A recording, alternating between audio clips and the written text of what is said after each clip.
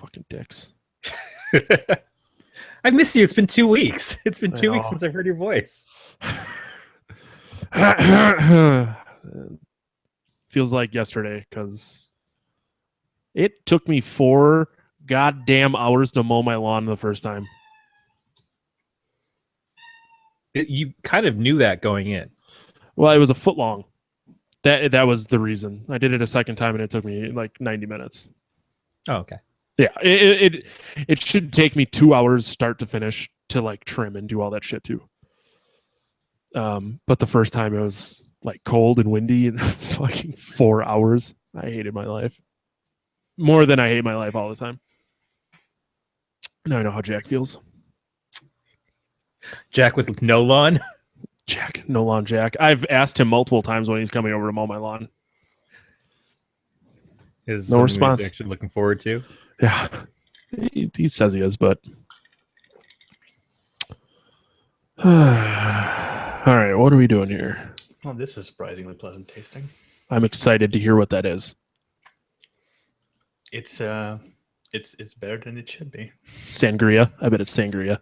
Do I look like I suck cock? Don't answer. It's fine.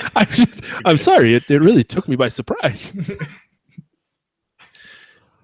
All right. JF, you accused me before. Let me send you the. She's gonna fucking accuse me of drinking Zinfandel next. Oh, dude, so we got a bottle of pink Moscato for closing on our old house, and I'm like, what the fuck am I gonna do with this? You give it to someone else. I've been trying every time, like my buddy who helped me work on a fucking choice. When you go to a housewarming party, you bring that to you and say, "Hey." Yeah, I know. I should hang on to it because every time a woman comes over, I'm like, "You like champagne? You like this stuff? You want the whole bottle to take home? You want just drinking now with a funnel? just drink the whole thing right now. Do some champagne bongs. Yeah, that's it. We're gonna try it. All right. I love this podcast because I can swear and be terrible.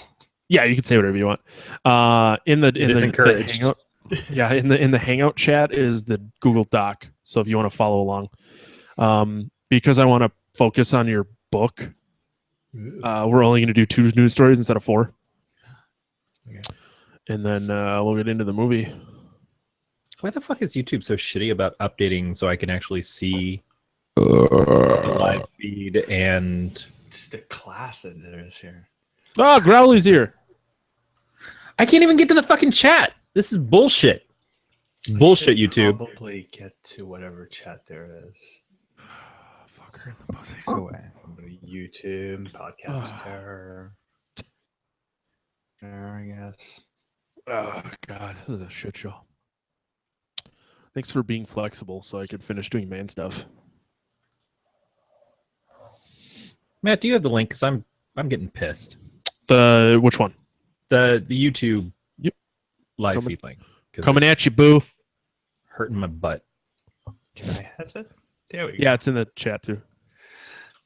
Got it.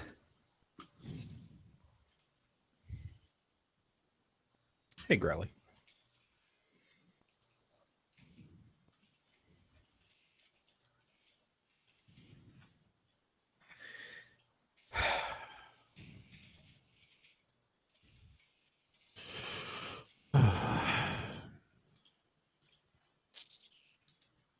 Yeah, you went through Facebook message to let us know that everything was going to be an hour later. And of course, I don't use Facebook Messenger. So I just assumed you saw it because you didn't ask me if I was alive. No, that was it. I was sitting here and I was waiting to see if you were alive. You have my phone number. You could have just texted me like a fucking adult. I don't keep my phone near me. Yeah, I knew it was the quickest and easiest way to contact both of you at once because... No, it's good. JF's the one who really needed the notification. I figured it out eventually. I really only cared about him. Yeah. I knew you would. Funny. I also only care about me. It's a common theme. Could have continued to nap and it would have been great. Fucking... Our new house is 10,000 times brighter than the last one. So every day at like 6 o'clock in the morning. Yeah, those fucking assholes. Our if you, I can either complain about it now or I can complain about it when it's going to get released to the public. But I have fucking stories about the people who bought the house from, the chick who bought our old house. It was a fucking nightmare. I almost hit a woman. Like, she had me so upset I was shaking on my old front porch. I was pissed. There's no trees here. I fucking essentially live in a field. So, like, at our old house, there was trees everywhere. So if the sun was coming in, it was blocked by trees. Now the sun in all of its glory is just in my house. And we have chickens now. We have fucking chickens. Well, that's good. You can set them in the window and then they just roast by the time you wake up. You got fresh. These are egg ones. They're there for the eggs. Then you hang them by their necks and they shit eggs out and they land directly on top of a pan. I don't like your attitude about chickens. What have chickens ever done for me? That they feed you and keep you happy. What was about inhalation? I don't know about the second part, but the first part, yeah. Oh, Growly. JF asked if I accused him of sucking dick because I asked him if he was drinking sangria. He said it much more eloquently. Inhalation of genitalia. Voracious inhalation. Voracious inhalation of genitalia. I wish there was a penis reference that ended in a shun. Then it could be voracious inhalation of genitalia. It's been a very long day. I'm sorry. I mean, my penis gets shunned all the time, but I would shun your penis until the break of dawn. No? Okay. All right. Good talk, guys. Do you want to start recording this since it's now super late and JF has to do like authory things in the morning? I think I need to go to my actual fucking job. I was just going to ask you. I didn't know you had a real job. Yeah. Oh, yeah. I'm sorry to refer to it. Dick. Oh, I'm so far. Trust me, I tried playing drums in a metal band for a living. Look, I keep forgetting I don't have a camera, so I'm like making faces at you. Like, look at my face. Yeah. You guys are just making it easier for me to feel like I'm doing the right thing by just allowing my actual career to be what I focus on. Yes, you are.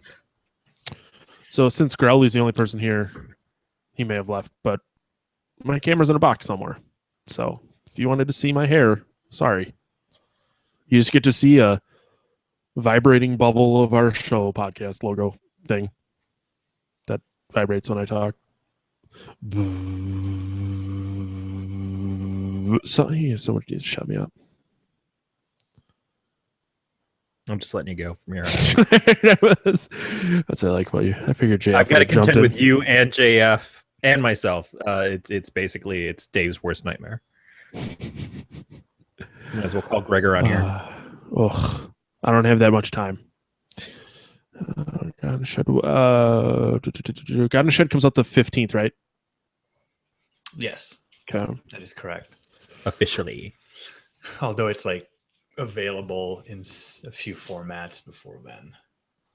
Are you still doing the Overcast?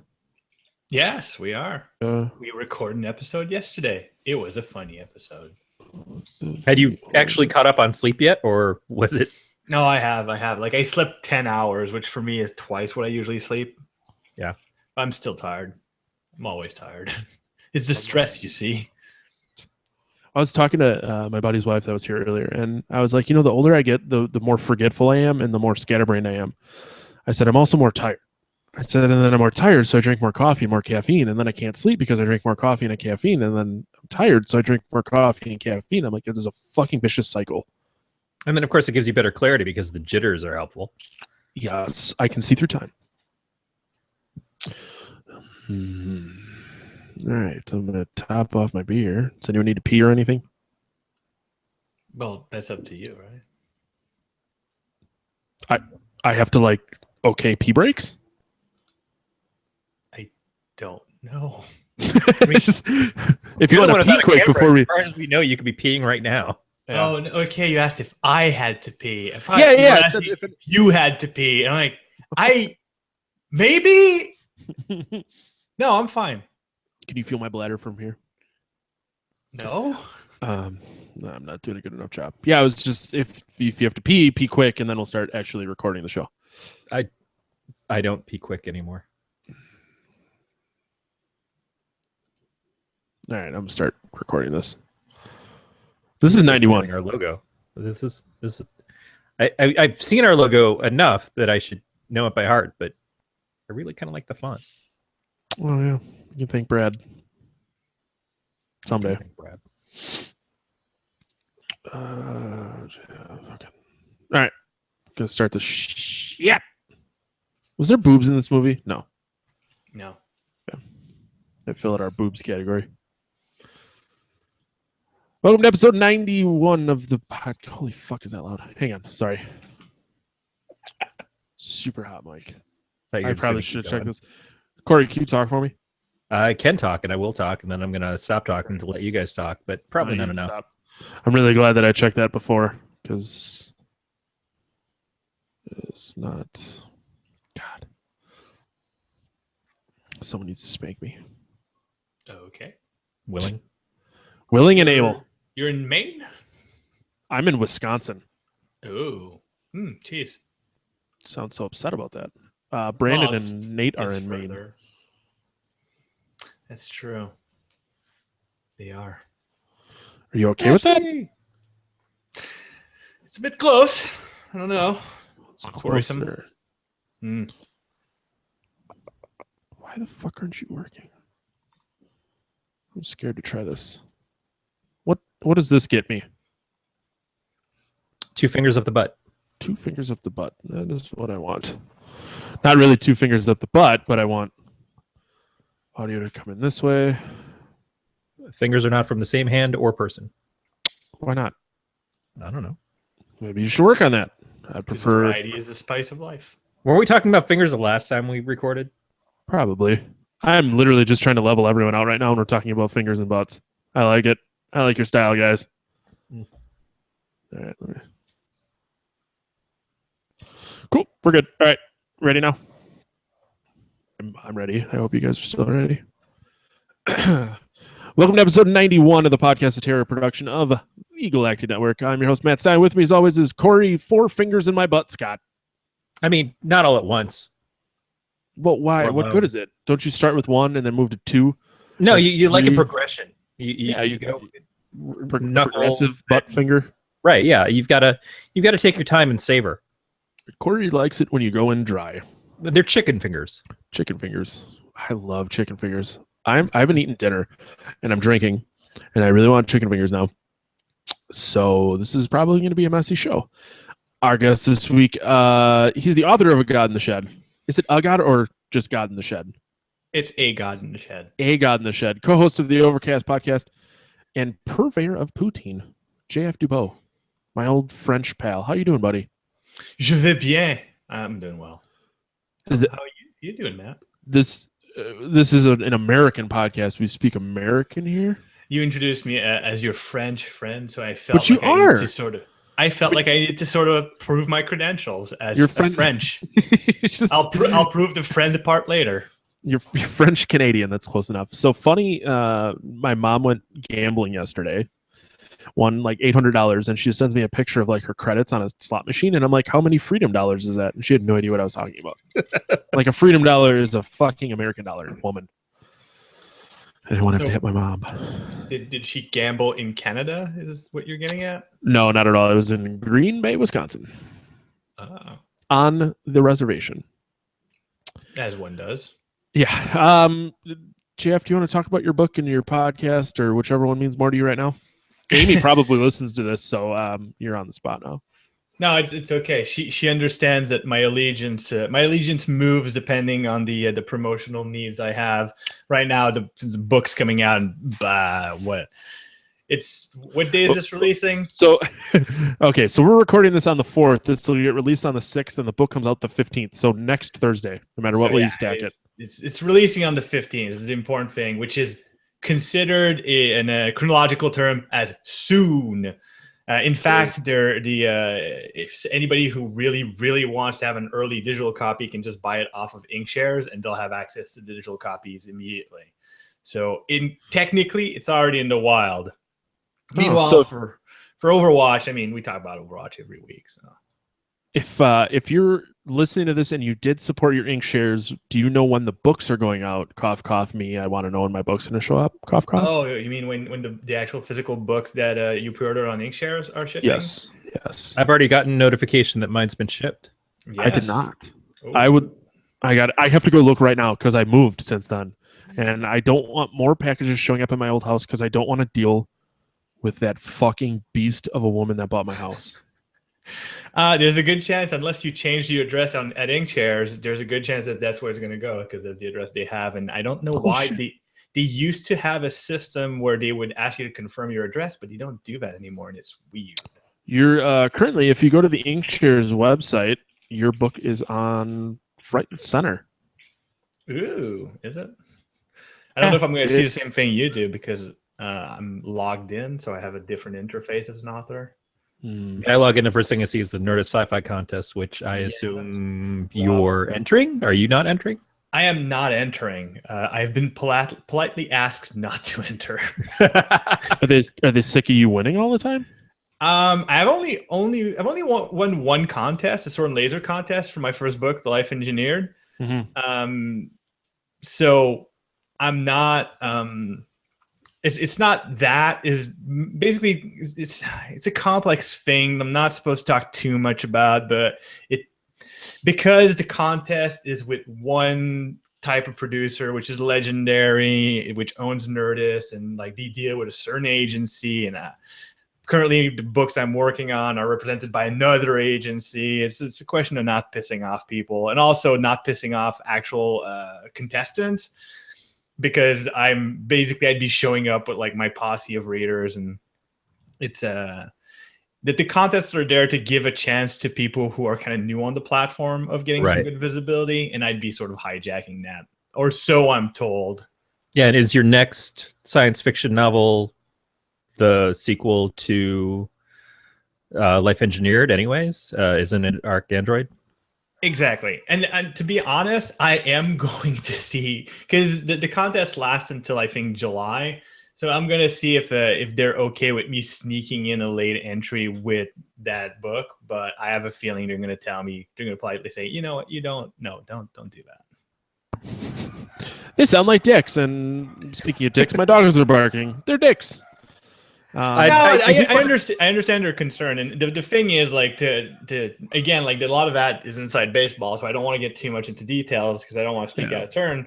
But the reason, like, one reason is that they don't want me entering contests is because a lot of the stuff that contests will do for an author, they already do for me outside of the contest parameters. So it's kind of like double dipping my chip, if you will. Yeah, I was going to ask about that because you've got now 2 books that are essentially going to series that have both been published through Inkshares, and the whole point of Inkshares is to get a book essentially funded. It's a crowdfunding type of platform in a very interesting way. But with the sequels, do you need to go through that whole crowdfunding thing again, or are they just going to get published at this point? No, I still need to go through the crowdfunding unless they decide that like the first book was successful enough that they don't need to have that sort of a validation from the crowds. So Life Engineered was not successful enough that Inkshares is giving me, like, it's not like it was a complete failure, but it's not good enough to guarantee that the sequel will pay for itself without pre-orders. And in a way, I'm okay with that because I kind of want to prove to myself that I can fund the sequel. It's a rite of passage, if you will. As for Gone to Shed, well, the jury's still out. Like, the book's been optioned. If it actually turns into a TV series, I think they'll have a really hard time convincing me it needs to be funded. Right. It's like, if it becomes a TV series that is even slightly successful, at that point, Inkshare's telling me, yeah, I think we should pre-sell 750 copies. Like, really? Wouldn't you rather have me work on the book? So if this becomes a TV show, can I play The Shed? You would need to eat a lot to be of the proper side and have some old wooden paneling installed. So you're saying I'm the Shed? I just want to be inside Corey. How much paneling do you have installed, Corey? It's mostly veneer at this point, but I'm willing to have it. Oh no, veneer is too nice. See, we can't do that. No, the fun thing about this kind of stuff is optioning the book, selling the rights to the book. Doesn't mean they're actually making a TV series, and even if they do, I have no say whatsoever about anything. The point is, they're not borrowing the rights; they're buying them. So at that point, they can turn it into a My Little Pony, My Friendship is Magic spinoff if they want. I have no say. Which I could absolutely see from the book. Oh yes, it's totally the same thematic, isn't it? I enjoy the part where Rainbow Sparkle starts carving up people's eyes. That sounds disturbing. Did either of you ever watch the Bronies documentary on Netflix? I have. It's interesting as fuck. It's weird because you can't. I ended that documentary extremely ambivalent about how I felt about that community. Like, I get it, but I kind of don't want to get it. But now I have a begrudging respect for it, but I don't wanna. Well, like, there's this whole, like, I'm really glad that these people have found other people like them, but there's a line, like, it's still kind of fucking weird. Super weird. I don't know. It's like furries. Like, I get it. Like, do what you got to do to each their own, but yeah, you got to put a fucking fur head on to get hard on. It's the same thing. People think that I'm weird that I watch horror movies for a podcast every week, and I'm not even the fan that my wife is. And you've seen what her art is like. That as long as it's not harming anybody else, then you get to enjoy what you get to enjoy. That's true. And I think I've mentioned this before. My son is a furry, and I'm totally okay with that. And I've gotten to understand them and appreciate the culture a little bit more because of experiencing it through what he does. But it's not my thing, but that's like saying that I'm supposed to enjoy sports because sports is what every red-blooded American is into, and I just am not that way. I also have problem enjoying the sports puck and things like that, which makes me a bad Canadian. I'm told. It makes you a horrendous Canadian. I prefer soccer to American football, which makes me a shitty American. You know what I mean? So they're both bad games, but okay. Whoa. I still play soccer. See, okay, here's the thing, right?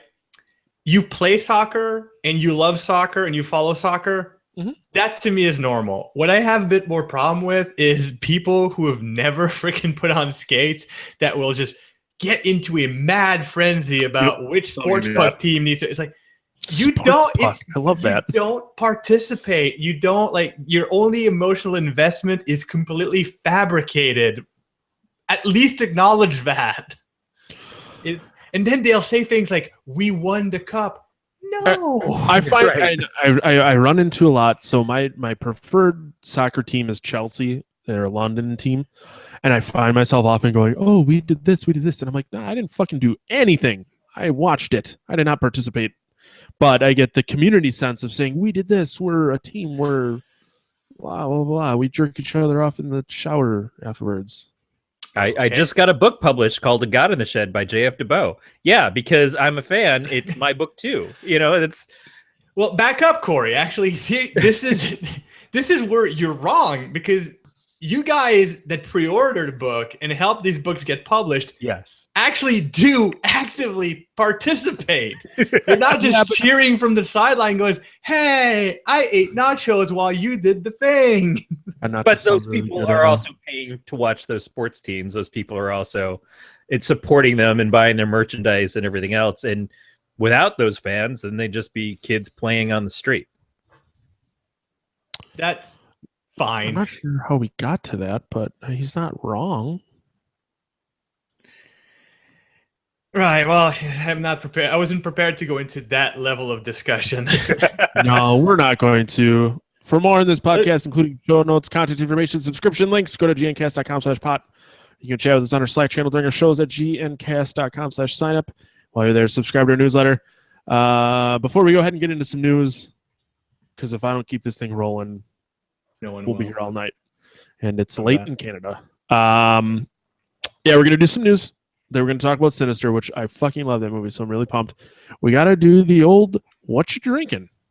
JF is our guest. You get to go first. Oh, good. So I'm having a lime ginger whiskey, which is the first time I'm having it, and I'm having it with the whiskey I chose is Writer's Tears, because if you're gonna drink a whiskey as a writer, I think that's the one. Especially for mixes, because it's not the best or most expensive whiskey, so you're not wasting like a delicious scotch. And it's the first time I'm having it. And it is it's surprisingly delicious, so I'm probably gonna have more, a lot more. That's what we're here for. Let me see here, Corey. What are you into? I am gleefully having my Lipton iced tea. We had a issue with our ice maker this week, and I thought I was going to have a complete meltdown. Phrasing, because I don't know what I would do. I live off of iced tea, and my 19-year-old cat needs ice water about 5 times a day. So I really was going to commit harikari if I didn't get that thing working again. And fortunately, I got it reset and fixed, but it was a tough couple of days. Awesome. So well, is your cat in cryogenics? What's going on here? No, he's old and he's crotchety, and he cries if you don't give him ice water, and then he'll cry at the bowl with the ice in it for a little while until he finally remembers of how to drink it. And now he's at a point where I have to kind of carry him to his litter box to take him to relieve himself, because he forgets what to do or where to go or how to climb into things. He's an old man. That's awesome. It's not awesome. Yeah. So if you're watching this, I normally like to show the bottles. My camera's in a box somewhere. I don't know where the fuck it is. So we're gonna try and do this without displaying any pornography. Gonna do a screen share, maybe not. Just at this point, drawing dicks on the screen. Full screen, but it's not pornography because it's yours. It's really it's my pornography. All right, so everyone's going to see you guys now. You're going to see that. All right, so first up, I have it is called bourbon. It's barrel-aged Highland Charge from Heathen Brewing. I'm not really paying attention. I'm just looking at your tabs. There's no pornography. I'm bidding on shit on eBay. It's our show. Facebook, my illegally downloading. Yeah, it's nothing terrible. Highland Charge. It's a heavy Scotch ale, barrel-aged, really fucking good. And then to celebrate our French friend, I fucking hate these things. It is a saison from E9, and it's that French word. Ooh. What does that mean? Which one? The one up top here. Ale? No. Yeah, what does that mean? Oh shit! It's like because down here says the Pilgrim. Yeah, that's what it is. Okay, all right, we're gonna stop sharing now. Get the fuck out of here. That's as for saison, that means season. I fucking love saisons. Did I say it right? Saison. No. Saison. Son. More of a Z. Saison. There you go. I'm not gonna remember any of this tomorrow morning. Well, not if you drink all your saison. It's not even. It's a pretty small bottle. It's the Highland Charge is a 25. I think it was 750 milliliters, so 25 ounces. The saison is only like a 12 ounce bottle. Oh, I see. Well, yeah, my shirt's coming off, and no one's gonna even know. Mama see, mama saw, mama kusa. I wear moccasins too. All right, let's get into some news here. First up, which this story makes me ultra mega butt hurt. TNT, like the cocksuckers they are, have decided to cancel M. Night Shyamalan Ding Dong's Tales from the Crypt. Wait, was that even out yet? Nope. It was happening, wasn't happening, wasn't happening, and now they cancel it for good. I don't think it's TNT's fault, though, because as I recall, the problem was that they were fighting with issues with the rights for the series. They had believed that they had gotten the rights, and then they went into this whole hell of lawyers and trying to figure things out. And at the same time, when it was announced initially, I think Split hadn't come out yet, and then got announced as we're going to follow it up with a sequel to it and Unbreakable. And so it was the moment of, oh shit, M. Night Shyamalan might actually be relevant again and might have some fan interest finally after all this bullshit with Mark Wahlberg and water and every fucking thing. And now they're like, okay, so if we can get this to work out, and M. Night's like, twist ending, I'm the fuck out of here. I could actually get work now. So I don't know if it's necessarily the problem with TNT, but I do have some concerns because they had announced a couple of their horror-related shows that were supposed to go with it, and now what they seem to be doing is working with Ridley Scott to do a science fiction block instead. I don't know if that means that those other two shows have also been killed off, or if they're still coming and they just kind of like, yeah, but now our eggs are in this other basket. I like eggs. Okay.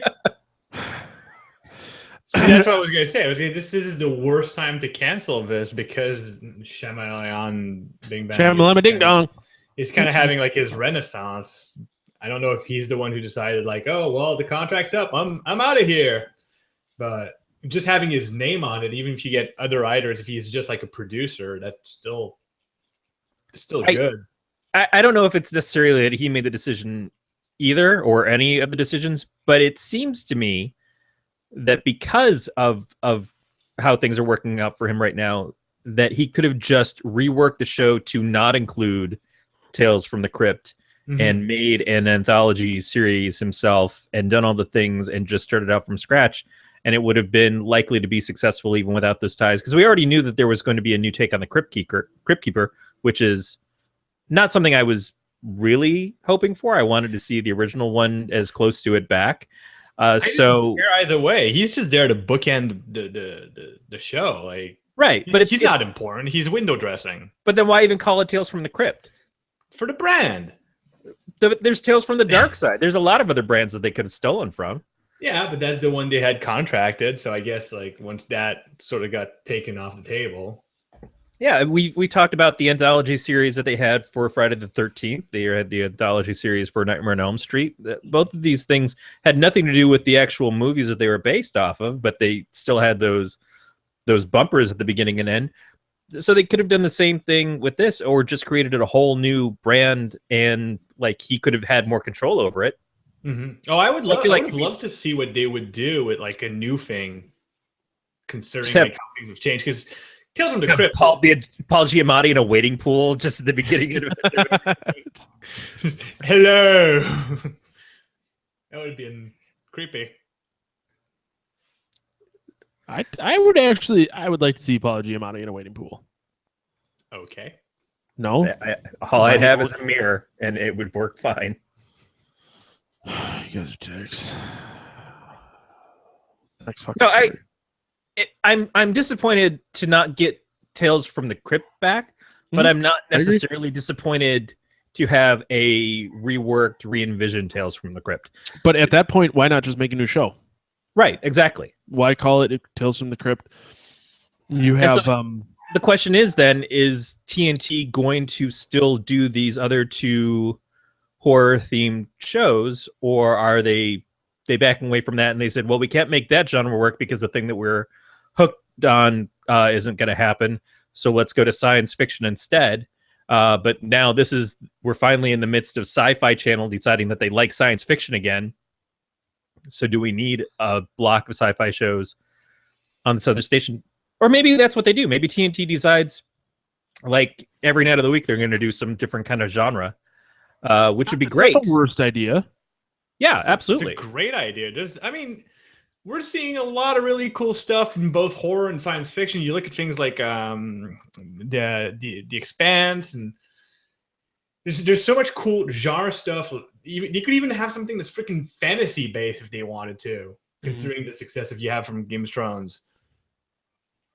Yeah, I feel like that's something that if TNT just becomes a genre station that, each night of the week is something else that'll bring in fans, that would be great. That would absolutely be great. I just hope that they didn't take we're going to do this horror block, and now that we lost the linchpin of it, we're not going to do the horror block. Because I don't know if that was that important of a part.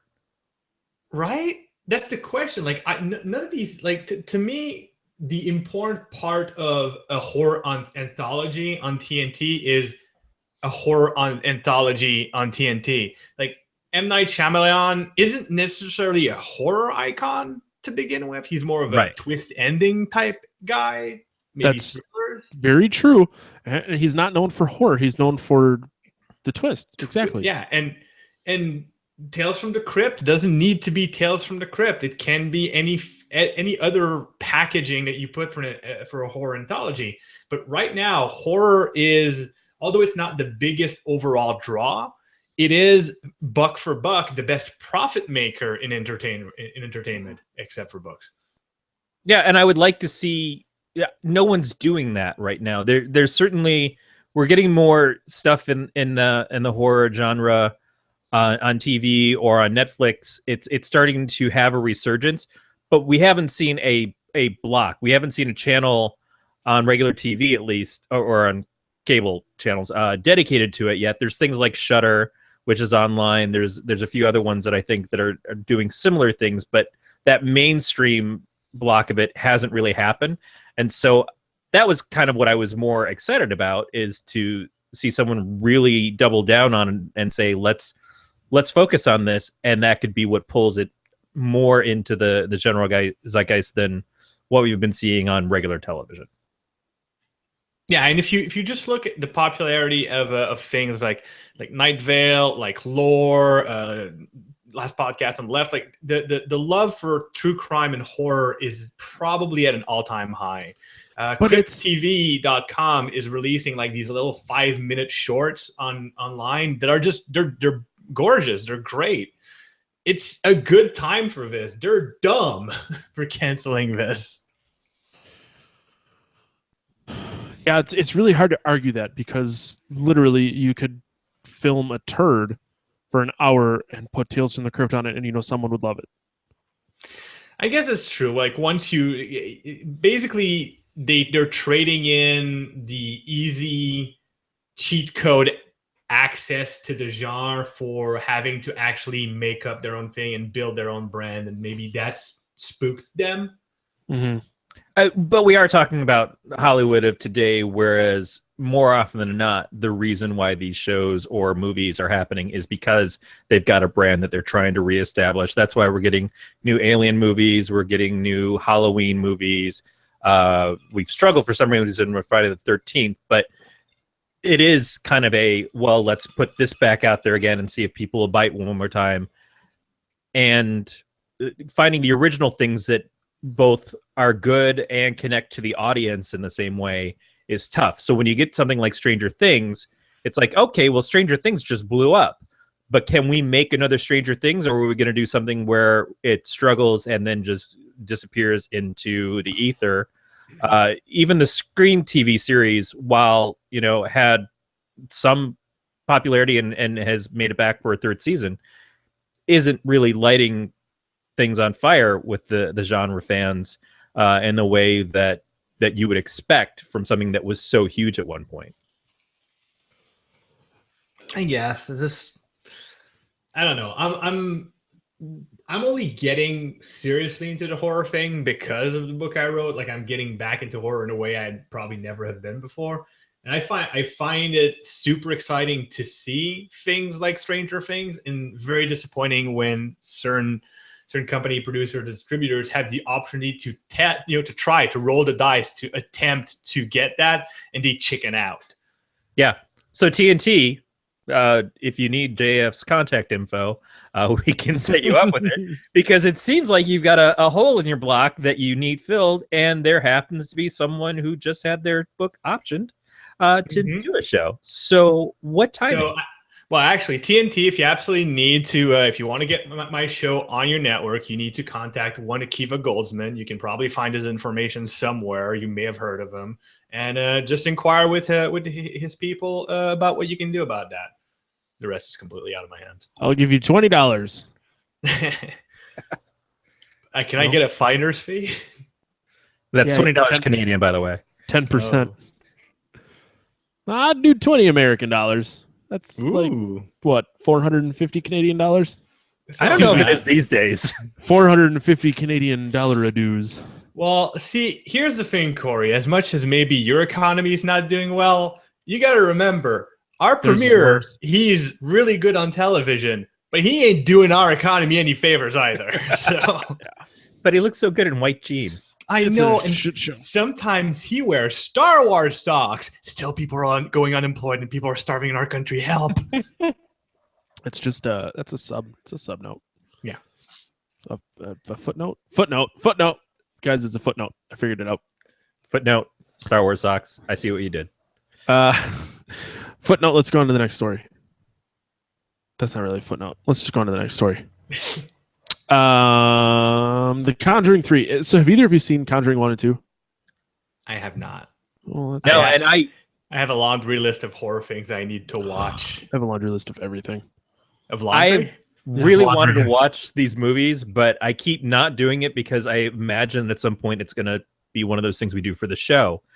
So I've skipped out on it, and I'm frustrated enough now that every time I see something about them, I want to check them out. I want to finally say, fuck it, I'll just watch it for my own. But I'm also in the middle of so much fucking TV that I have to catch up on. Well, let's, the next time we have a guest list episode, we should do one of these. Excellent. I saw the second one in the theater. It's great. I loved them. But they're starting to make The Conjuring 3, produce, write, whatever you want to call it. Whatever it really is, not whatever you want to call it. And they're saying it's going to be very different from the previous films. The first Conjuring came out in 2013, which was, as they say, one of the best horror stories in the last decade. The second one was more of the same. It just took place in a different house, and they get the Nun spinoff from all that. And the producer is saying that the next film in the franchise needs to be different from the rest. He's quoted as saying there are some cases that maybe aren't all as well known, but they spent a fair bit of time researching and were part of them. If you're not familiar, The Conjuring focuses around a husband and a wife. I can't remember their names because I've been drinking. Oh, is it Ed and Lorraine Warren? Ed and Lorraine. Yep. I just found it in here. Thank you very much. Because they're listed as paranormal investigators, but they're known hoaxsters. Yes, they are documented frauds. Yep. Which I think is super duper weird, but I guess they still quote unquote investigated some super famous stories, famous houses. Well, I know, and that's like saying, oh, this guy who painted a fucking piece of shit is super famous, but he never really painted it. It's just his name on it. But everyone considers him a painter. It'd be something if Van Gogh didn't really paint all the paintings he painted, but he's still a painter. Can someone shut me up? No, this is good. No. So one of the things that's interesting about the Conjuring movies is that it's not just the Conjuring movies anymore. They franchise. They've got the spinoff coming out based off of the Nun. Both of them. Yeah, they've got another spinoff coming. Yeah, which itself is going to be the Nun.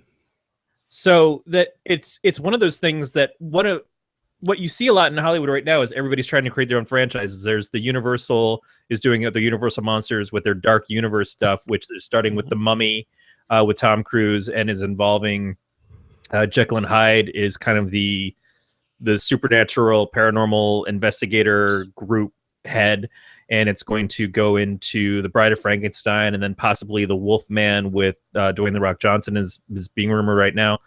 They're trying to create a franchise out of that. Now, at least Universal Monsters have a history of having some crossover stuff, usually with Abbott and Costello. But every company right now is trying to create a franchise. And this one happened a little more naturally.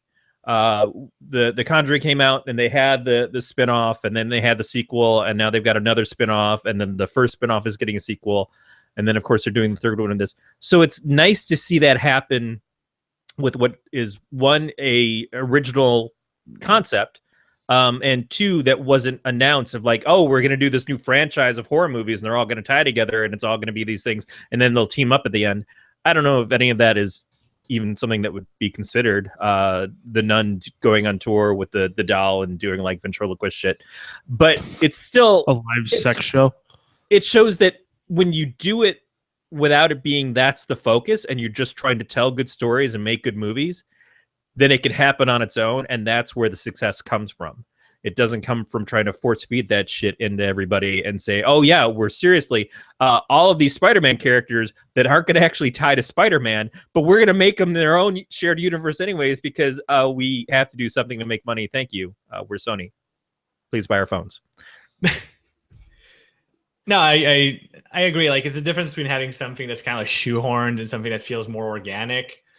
And I like the idea that these horror franchises have their little connections, but aren't like, it's not just like The Conjuring stories presents Annabelle 2 versus, like, it's not yet. And that's the thing, is this is another one of those movies that they could have said, we'll make a TV series based off of this and call it The Conjuring, even though it has nothing to do with the regular story from the films or the characters from the films, but we'll just tie it in by plopping the name on there and using the brand. It's very easy to take something like this and make it into a horror anthology TV series that, you know, when you lose track of one, well, you just pop another name onto it and rework it a little bit, and there's your second. That might be brilliant marketing, though. Yeah, and someone created this whole thing themselves, and then they would be the ones who get to benefit from that, as opposed to trying to do a 20 to 30-year-old property, an IP that's just sitting in a closet somewhere that nobody wants to develop until all of a sudden it's like, well, hey, we've got this new director. He just directed this film and it had a lot of success. So let's have him direct this IP that we have sitting around that isn't doing dick right now, and he can blow things up for us. Well, no, sorry, Jordan Peele just did Get Out, and they wanted to put him onto their properties. It's like, no, I think I'm going to keep doing my own shit. No, Corey, back up. If anybody's looking for a property that's just sitting there, I have a suggestion. just call Akiva Goldsman at. We know a guy who just wrote a book. It's coming out on the 15th. Have either of you seen Get Out? I have. What did you think? It's pretty good. There are certain parts that feel a bit heavy-handed. Mm-hmm.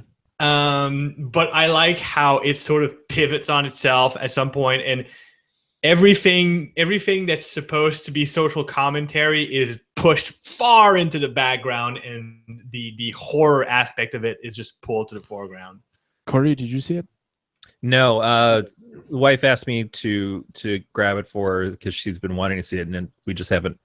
We've been trying to get through the second season of Twin Peaks because she's never seen the whole series before, and we want to start watching the Showtime series. So we're about 16 episodes into season 2, and 7 hours of Twin Peaks came out on the first day I saw. It was the first 2 episodes, and now the second 2 episodes, and tonight's the 5th episode. Jesus Christ! We'll be watching Twin Peaks for the next month. Yeah, whatever. It's unfortunate. So yeah, Conjuring 3. It's the thing that's going to happen. I'm okay with that. Yeah, I'm certainly not upset that it's being made. I just I'm kind of curious to see what happens with it. I mean, I kind of hate that, like, it's based on frauds, but it's fine. I'll live with it. Is it? No, it's yeah, but they made a Christopher Columbus movie a few years ago, and you just kind of have to accept that sometimes the story is bigger than the reality. It's fine. We can't all live in a Canadian utopia where everyone's nice to each other. Oh, you haven't come to French Canada, have you? No, I haven't. I've never been to Canada. Speaking of Canadian utopias, Jay, if you want to tell us a little bit about A God in the Shed. Absolutely. I'm going to just give me a second to do a terrible job giving you the book blurb because I'm not good at this at all. You fucking wrote it. How do you not know what it's about? I know what it's about. I'm not good because, okay, here's the thing. Like, you write a book and you put like 400 pages of work into it, and then someone says like, oh, can you just like give me the short version? And you get like, the elevator pitch. You don't understand. It's much too complex and deep and rich to be summed up in 2 sentences. Yeah, but that's all I have time for, so get to it, writer. So God in the Shed is a story of a small town in the eastern townships of Quebec where this girl called Venus Mackenzie accidentally traps an ancient, malevolent god in her backyard shed. and she has to sort of figure out how to not have it trapped there and killing things, because that's dangerous. All of this happens right after a local serial killer is finally apprehended, which kind of sets into motion events that unravels 3 generations of secrets that have been hiding in that village, and the possibility of the shit hitting the proverbial fan. So it's gotten some. I mean, can I like be an asshole and read some of the blurbs I got on the book cover, because some of it's pretty fucking cool. Do it. So I have the one that they put on the actual cover says, "Move over, True Detective. This is one of the most enthralling novels I've read in the last 10 years." And this is written by Jerry Smith of Fangoria and Blumhouse.com. I have to say, as having seen the first season of both seasons, I sat through the second one somehow, of True Detective, A God in the Shed did what I wanted True Detective season 1 to do. A retreat? Whereas we kept expecting True Detective was going to lean into a more supernatural bent at some point, and it never paid off that way. A God in the Shed is the story that I wanted that to be. Ooh, all right. That's a high praise. Can I read another one? Yeah, go ahead. Yeah, of course. I'm not good at saying my stuff is good, but I'm good at reading what other people say about it. A haunting and sinister tale. Dubeau distinguishes himself as one of the most original voices in the genre today. I don't agree with that, but I'm reading it because of who wrote this. With a gorgeously gruesome imagination, he is a writer to be watched. And that was written by Anthony Cipriano, the creator of Bates Motel. So props to my publisher for getting me really good book blurbs. I'm curious how much you paid for those. Could have been cheap. Don't know. I'm gonna have to ask them. You're not expected to pay that shit back, are you? No. I don't think it would be ethical to pay for book blurbs like that. What they usually do is they print something called advanced reader copies, or ARCs, and they send them to as many people as possible. And if these people like the books, they'll send a blurb in. Mm-hmm. So, well, that's either way. Regardless, that's still really fucking cool.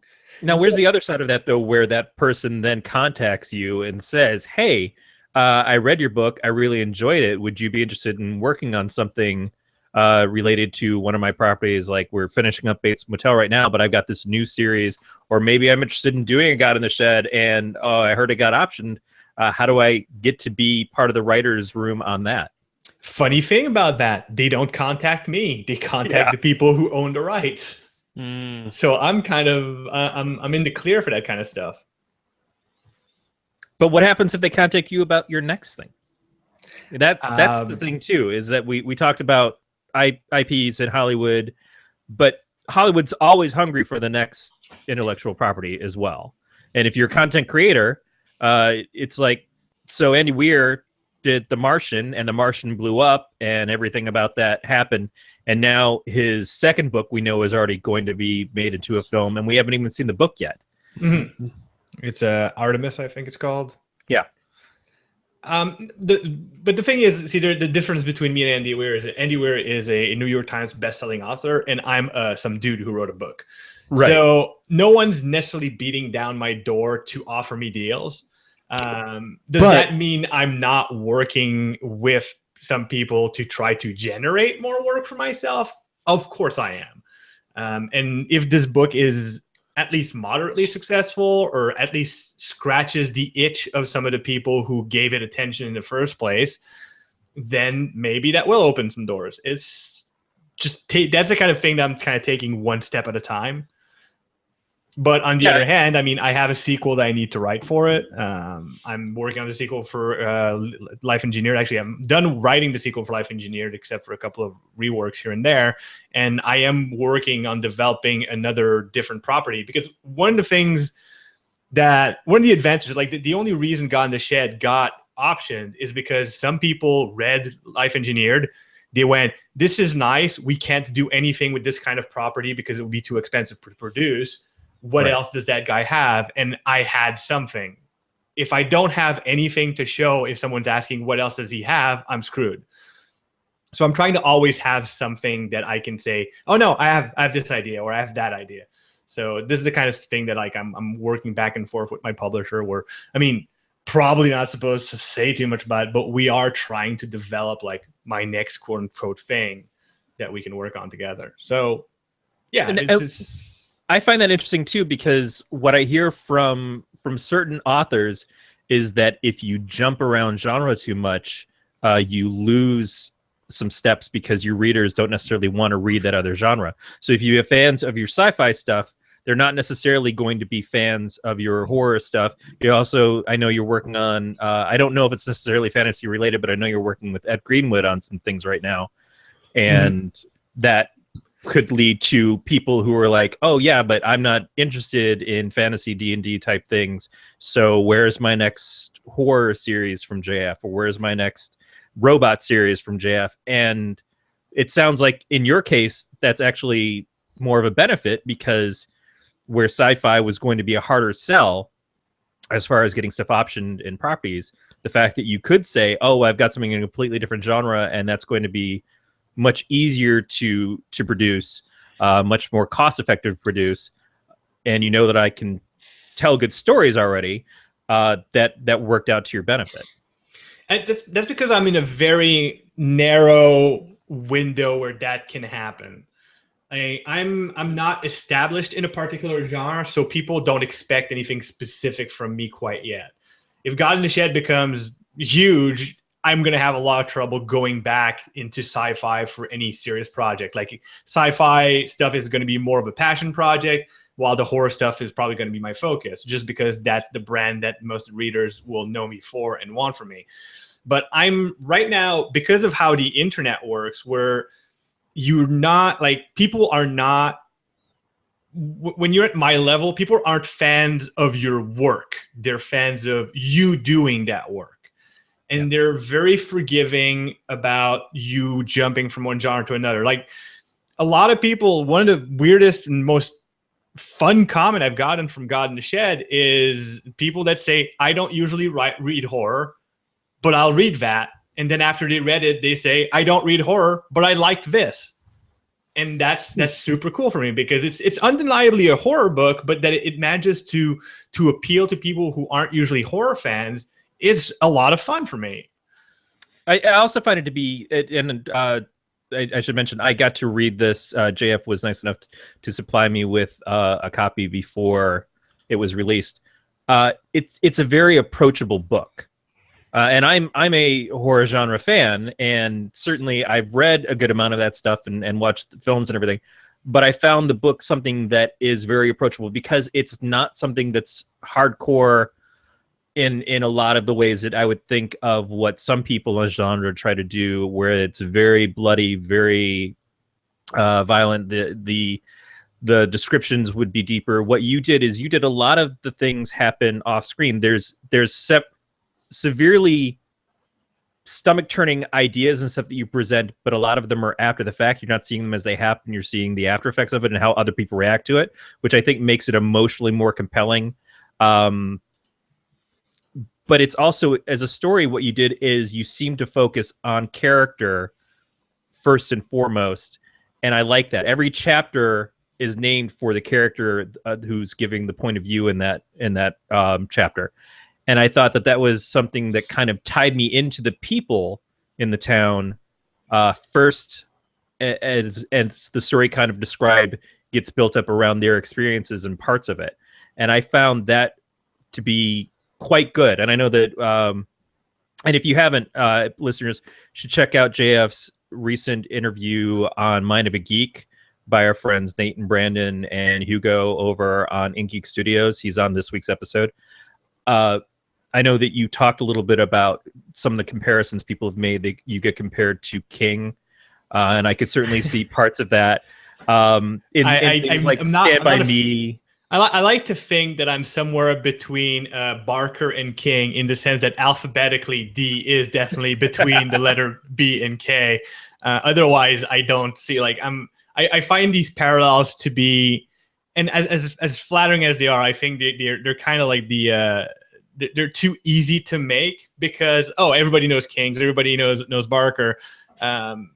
I don't think I think it's disingenuous to put me like in that category. It certainly is flattering though. Well, I will say that one of the things that happened after I finished the book, other than calling you up and cursing you out because I know I'm going to have to wait for the sequel, unless you can send that to me right now, I don't have something I can jump into right away. My next stop is going to Corey. Be, yeah. I can't hear you with JF's dick so far down your throat. Fuck off. This is one of the times that I'm actually I like the feeling of his uvula on the. Oh, the days when I didn't have a gag reflex. But I am going to say that what I look to is one of my, and I think I've mentioned this on the show before, one of my favorite books or favorite series, although the third one never came out, is the Books of the Art by Clive Barker. Yes, The Great and Secret Show. And immediately after finishing this, I was like, well, now I want to go reread this Great and Secret Show again, because that is what I found this reminded me of. Oh, and certainly there's a lot of things that change and are very different, but still that was the journey that it kind of led me on. And it was the mixed perspectives. It was the supernatural stuff as being part of it, but still being very grounded in the people in the book and everything. And so that's what I loaded up on my Kindle today, because I know that that's what I've got to read next to fill this sort of hole that I have of like, I want more of this. I'm glad I left holes in your life. They make a cream for that. Yep. Oh no, man, dude! I'm super happy you liked it. And here's the thing. Here's the trick for people who are in a hurry of getting the next book. The more comments like that I get, the more of a fire under my ass I have to actually produce a book. Although a lot of it's kind of out of my hands, but the faster I obviously I get the manuscript done, the faster it gets done. So. Yeah, and I don't want to rush you for the sake of like, you know, you got to get that next book out there. That is again the difference between self-publishing and being published, and certainly Inkshares is being published traditionally and non-traditionally at the same time. But when you're self-published author, the way that you build up a following, the way that you keep your business running and everything else is you've got to keep writing the next book, and you just got to have to kind of hammer stuff out there, which can be both beneficial and detrimental, because you either have to write things super fast that maybe are not your best work, or you write things that maybe are towards the fans as opposed to towards what you want to write. And you have the opportunity, because you still have a job, and because this still isn't really paying you so much, to write the things in the right way, to make the best story that you can, and you're still kind of going with your inspiration a little bit. Well, that's one of the things. Like Tom Merrick put it best when he described Inkshares as the Inkshare model doesn't. It is traditional publishing. It's just it replaces the slush pile and the editors that go through the slush pile with actual readers giving their opinion by pre-ordering. Yeah. And one of the big differences that makes is that there's no marketing team, there's no editor saying, we like your ideas, but this is what our readers want you to make.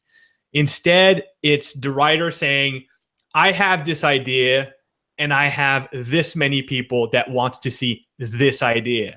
And this is something that actually sort of comes up during the editing process at Inkshares. Is one of the things I have to always keep in mind is not just protecting sort of my own vision as a snooty, high-farting artist, but also remembering I have a base of pre-orders, of readers who have pre-ordered this book, and they expect what I promised. If I deviate too much from that because someone's telling me it'll sell better, or someone's telling me that like, oh no, like there are whatever rules, I have to listen to, because I also have an obligation to the publisher to make a book that sells well, but I need to balance it out with saying, okay, well, yeah, that will help it sell well, but at the same time, my readers expect this. How can we reconcile the two? So it's great, because at the end, I get to have my artistic vision as clean as I want. I'm still writing what I want to write, but at the same time, the readers didn't opt into this blindly. Like, they get a synopsis, they're in the process as you're trying to convince them to during the funding campaign. So they know what they're getting into also. So in the end, pretty much it creates a system where everyone's happy.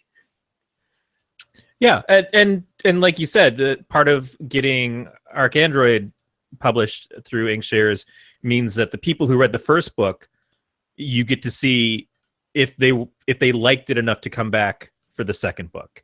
You know, it's one thing to sit there and make your pitch and say, this is what I'm going to do and this is how it's going to turn out and everything.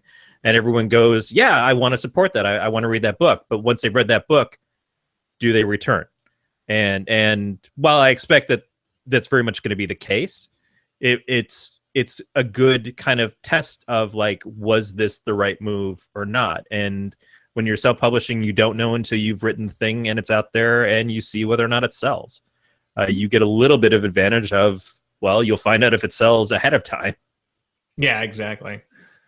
So yeah, no, I'm super eager to try this with ArcAndroid. I'm going to announce this at the end, release the campaign officially at the end of the month, and keep my fingers crossed that it funds fast because it's a stressful process. Is Matt still here? Oh no, I'm totally still here. I fell asleep. Yeah, Matt didn't get the opportunity to read the book because he was moving at the time, and also because Matt doesn't read. And I don't know to read real good words and things. I will have an audiobook out produced by Audible, but Audible is they're dragging their feet a bit, so we're not having the simultaneous release that we're hoping for. But it's going to happen. It'll happen. I'll read it. I didn't read The Life Engineered, but we all know I'm not a huge sci-fi fan, so that's a little bit more of a stretch. This seems a little bit more in my wheelhouse. Which is exactly why I wrote it. I went, man, I need something from Matt. Yeah, you should have put Arnold Schwarzenegger on the cover, because then it would have been he could have just creamed all over that for the next 3 months. Nipples. We need nipples. Got it. 87% more nipples than I'm in. I'll unfortunately there's not. It's for a horror book. There's not much sex. So no nipples. No. I didn't say sex. Just nipples. Oh, okay. In the shed. It's like a guy takes his shirt off. That's 100% nipple. So we need 87% more. So that's one full nipple and roughly 2/3 of another nipple. Moving on. Yeah, you got to talk about Sinister. I guess that's the next thing we got to do here. I don't know. It's your show, man. You tell me. You picked the movie. I don't know what's happening. Corey, what's happening? We're going to talk about Sinister, the 2012 flick starring Ethan Hawke, which, because it contains a character named Mr. Boogie, I had assumed that it was the third in the Mr. Boogedy trilogy that we did from Disney a couple of weeks ago. Yeah, the Bride of Boogedy being number 2, Sinister being number 3. Boogedy takes a steep turn. Boogedy gets into heroin, I think, is what happens here. No, maybe crack. Boogedy becomes a Swedish death metal singer. There's nothing wrong with that. You got the corpse paint and everything. I did notice that it was the Mr. Boogie makeup was based around death metal bands. That doesn't surprise me whatsoever. Now, JF, I know you have not seen Sinister 2. Corey, have you? I have not. No, I almost watched it because I saw it was on cable last night. And I know you've said over and over again, do not. And I know that pretty much every reviewer agrees with you. Yep. Is that the problem terrible here? So Sinister 1 is very good. I love this movie, and I was super happy that JF picked this. Sinister 2 focuses on the children, which, I mean, it doesn't really do anything for me. If you've seen the first one, you kind of understand what the kids' role is in the film. So to give them their own movie, I don't know. We turned it off like a half an hour in. I said, bye, Felicia. I'm probably going to eventually watch it anyways. Yeah, I'll end up watching it too. I'm not saying, I'll never say don't watch a movie. I will simply say that you hate kids. Wait until you... I hate children. I will say literally, wait until you literally have nothing better to do. That will, Mom. That'll never happen because I'm super busy all the time. But at the same time, I really want to see it just because I'm a fan of Robert Cargill, the screenwriter. So I want to see what he came up with for the sequel. Yeah, and the two guys who do this, we should mention, they most recently they both worked on or basically made the Doctor Strange movie, which was kind of a huge. Not that terrible. No, I thought it was quite good, but it's kind of nice to see that, again, people who were starting out and were kind of coming out of nowhere and making their own stuff, they go and they get an IP that it's like, yeah, come work on our thing now. And they did something that I thought was, well, typical Marvel superheroes in a lot of ways, did a lot of new things in the Marvel superhero movie universe, and that was good to see. But JF, I want to hear why you chose this movie. I chose this movie because I'm a fan of Robert Carlyle, and it's a movie I had not seen. I may have lied to a few people saying I had seen it just not to look like an idiot who had not seen it, but I had not. Here's a little secret. Like, I am, generally speaking, as far as movies concerned, I'm not a huge fan because I'm a giant pussy. I don't like jump scares at all. I don't mind. And this is one of the things that kind of made this movie a lot cooler, is that I knew going on it wouldn't necessarily be jump scares. I like movies that are scary because of the atmosphere, that are interestingly made to be scary. Movies that it's just like, oh, there's a loud noise and then there's a severed head. Ooh, terrifying. Like, I hate those because they're dumb and they scare me, and then I feel dumb for being scared by the dumb thing. So there's no winning with that for me. So I picked this movie, and I was very happy I did. It had a few jump scares, but not without reason. Yeah, there's a few jump scares, but I always expect jump scares in a horror movie, but it doesn't depend on it. Like, there's a creepiness that goes beyond that. The way they use sound in that movie, I thought, was amazing.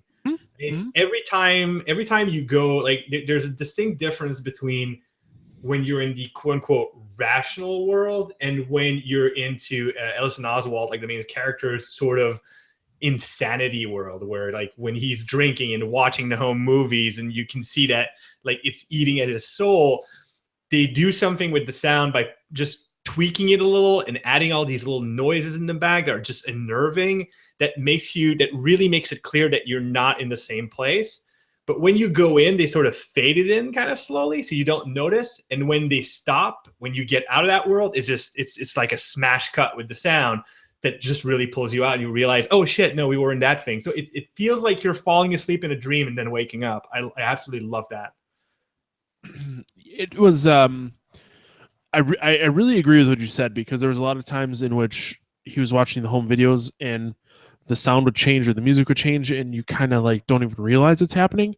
But without the music being there, it wouldn't be as impactful. Right. And exactly. I did really, really like that about the movie. Because if there was no music, or the music wasn't the way it was, like, you just wouldn't feel. Like, for me, as a person watching my TV and seeing someone on my TV watching home videos of someone get murdered, like, there's no feeling there. But the cuts of Ethan Hawke, like, watching and just seeing him visibly upset and shaken with the music is really what made it. That's what made me feel. That being choked while masturbating. Now, I know both of you guys are fans of the true horror genre, the real life crime stuff.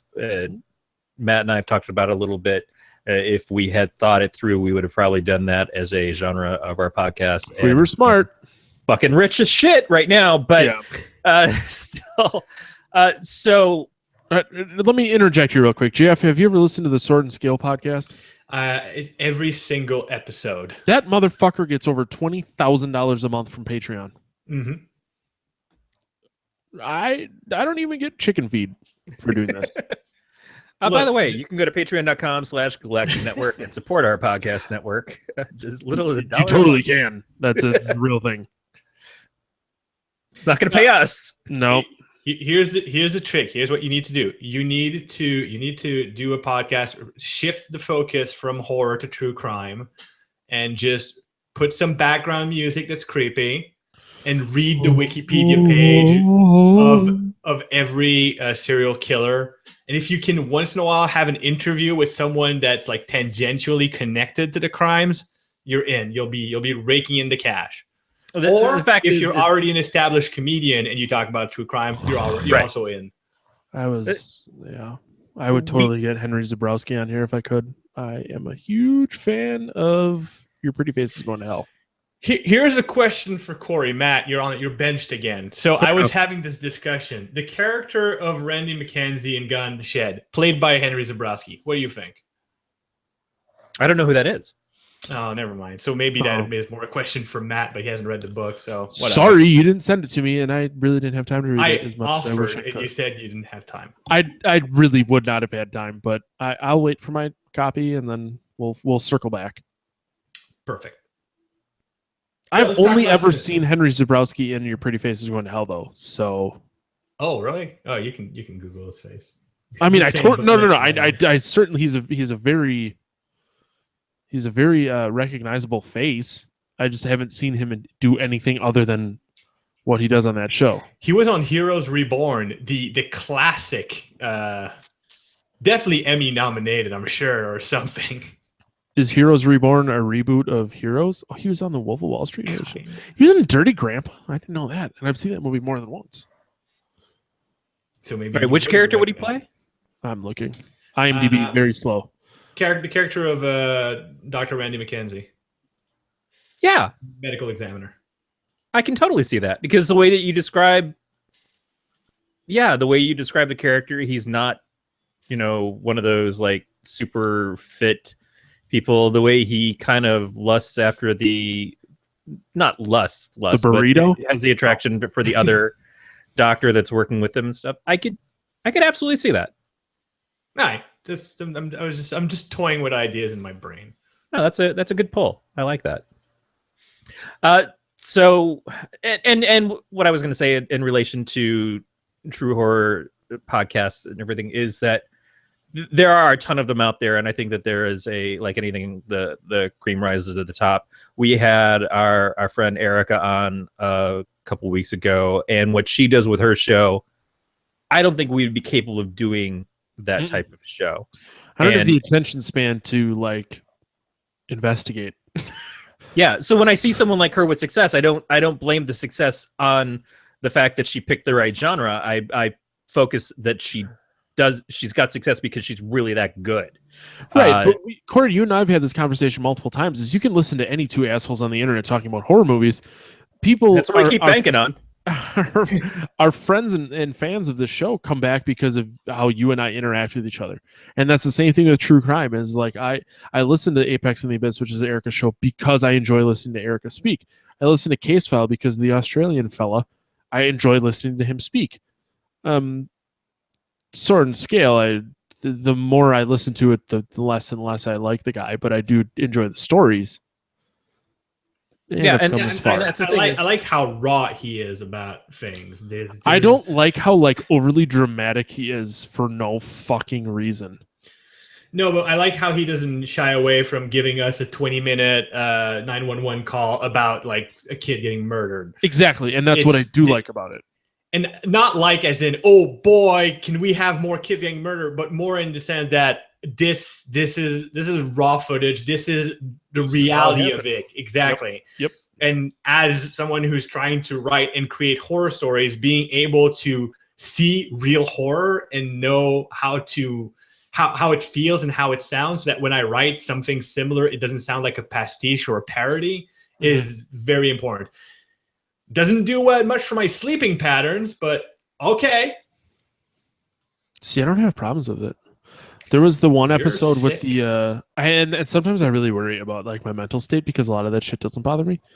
There was the one episode about the guy who wanted to eat a child.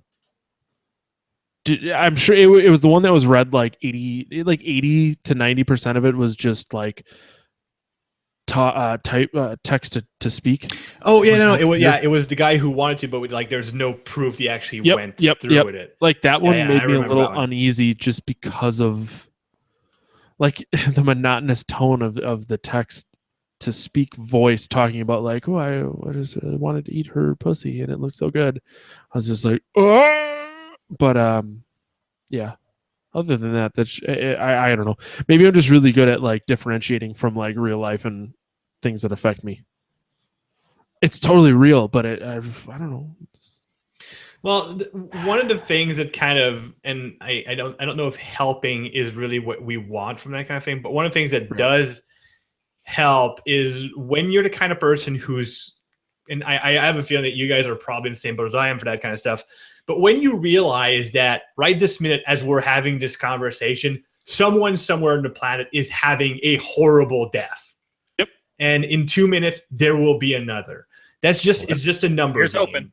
Yeah, we're at 7 to 8 billion people. Like statistically, terrible, horrible, monster shit is happening all the time. Mm-hmm. So once you kind of have that always as the background music in the back of your head, to cherry pick and say, oh no, this one thing that I heard about is more horrible than all the other things I haven't, feels like bullshit. So you need to sort of like, you get this kind of acceptance that, yeah, I just read about this child being murdered after being kidnapped and raped.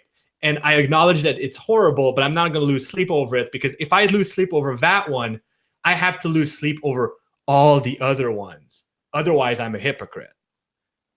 And once you have that mind state, that's when you come to accept, yes, I will listen to the horrible story, if only like as a responsibility towards all the other stories you can't hear about. Am I making sense? No, you totally, and that's to taste this chicken.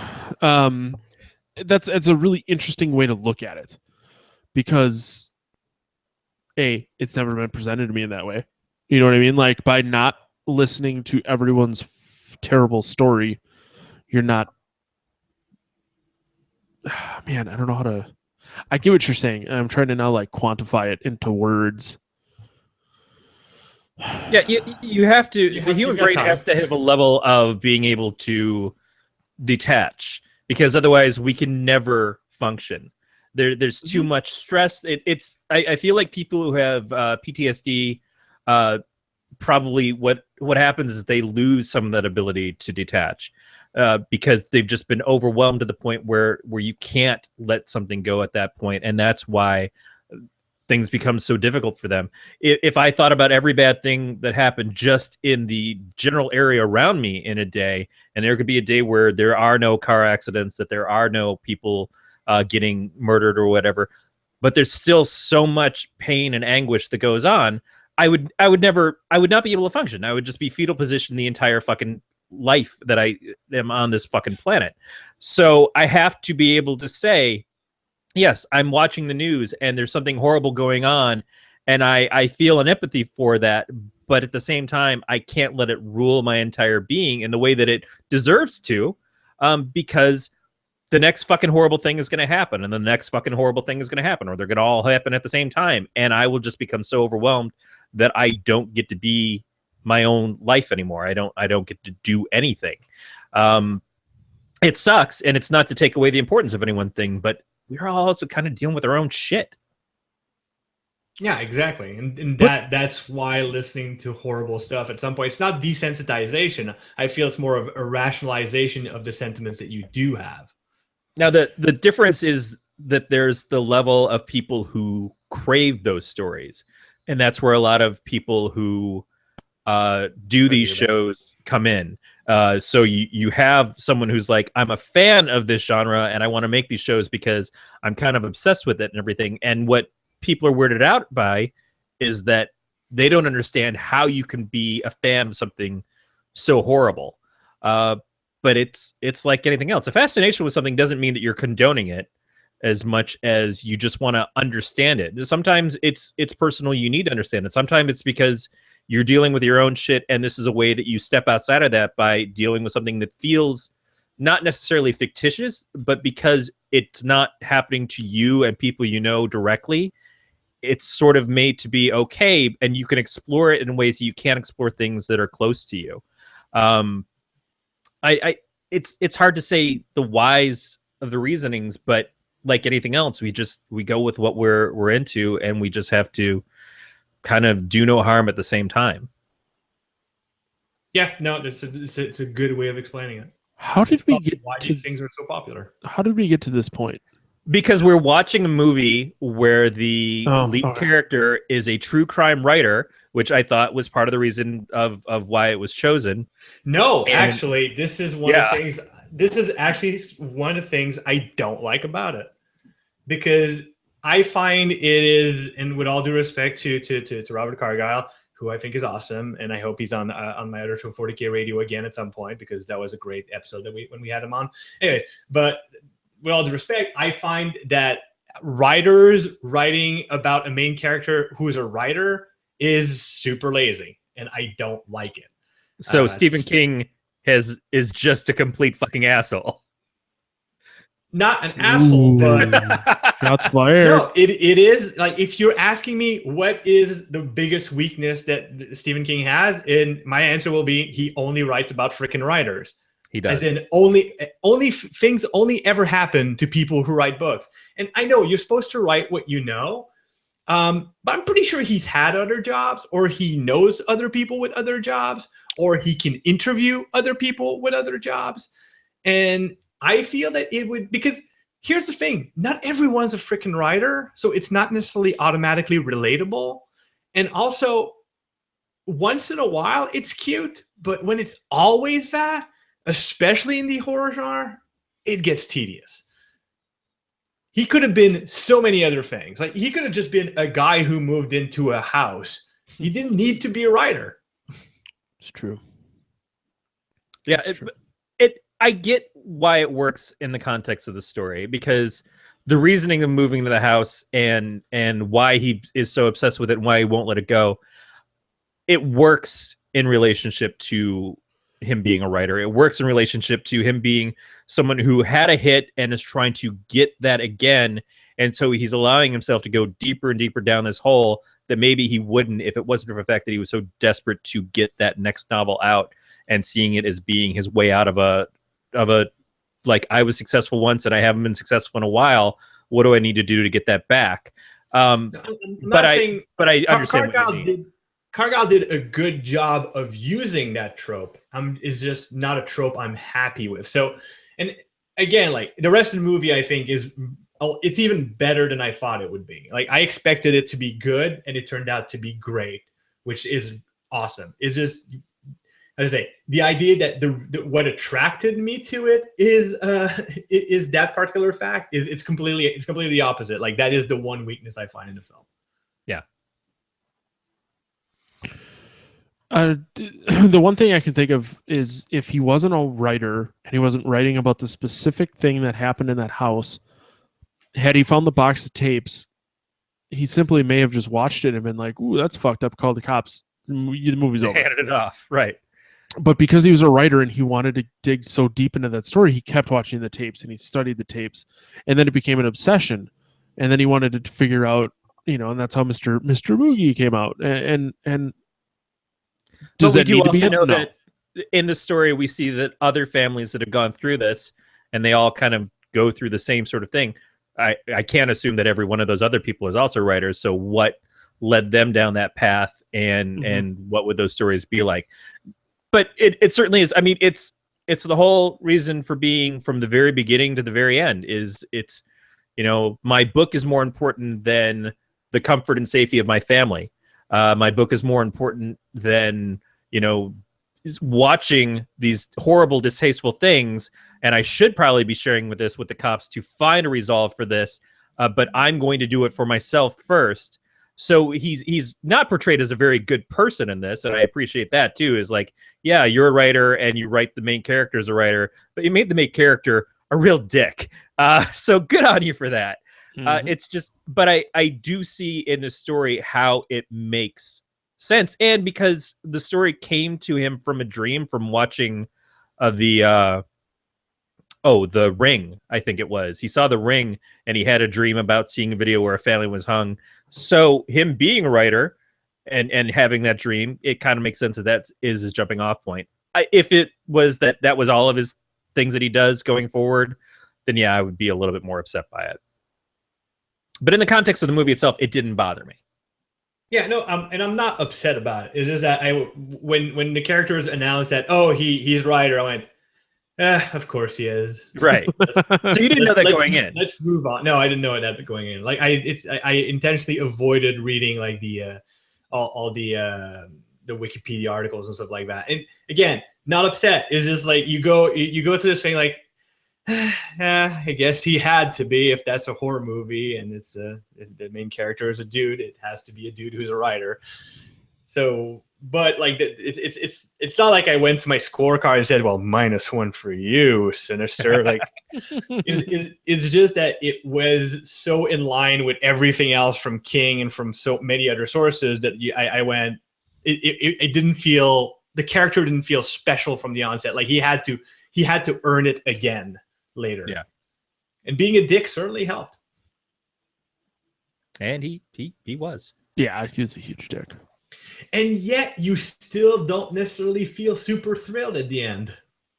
No. Okay, or how do we feel about spoilers here? We spoil. Yeah, we spoil everything. Yeah.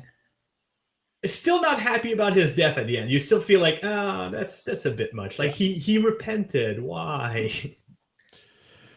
Yeah, in his regard. Oh, go ahead, Matt. I'm sorry. No, I was just real short.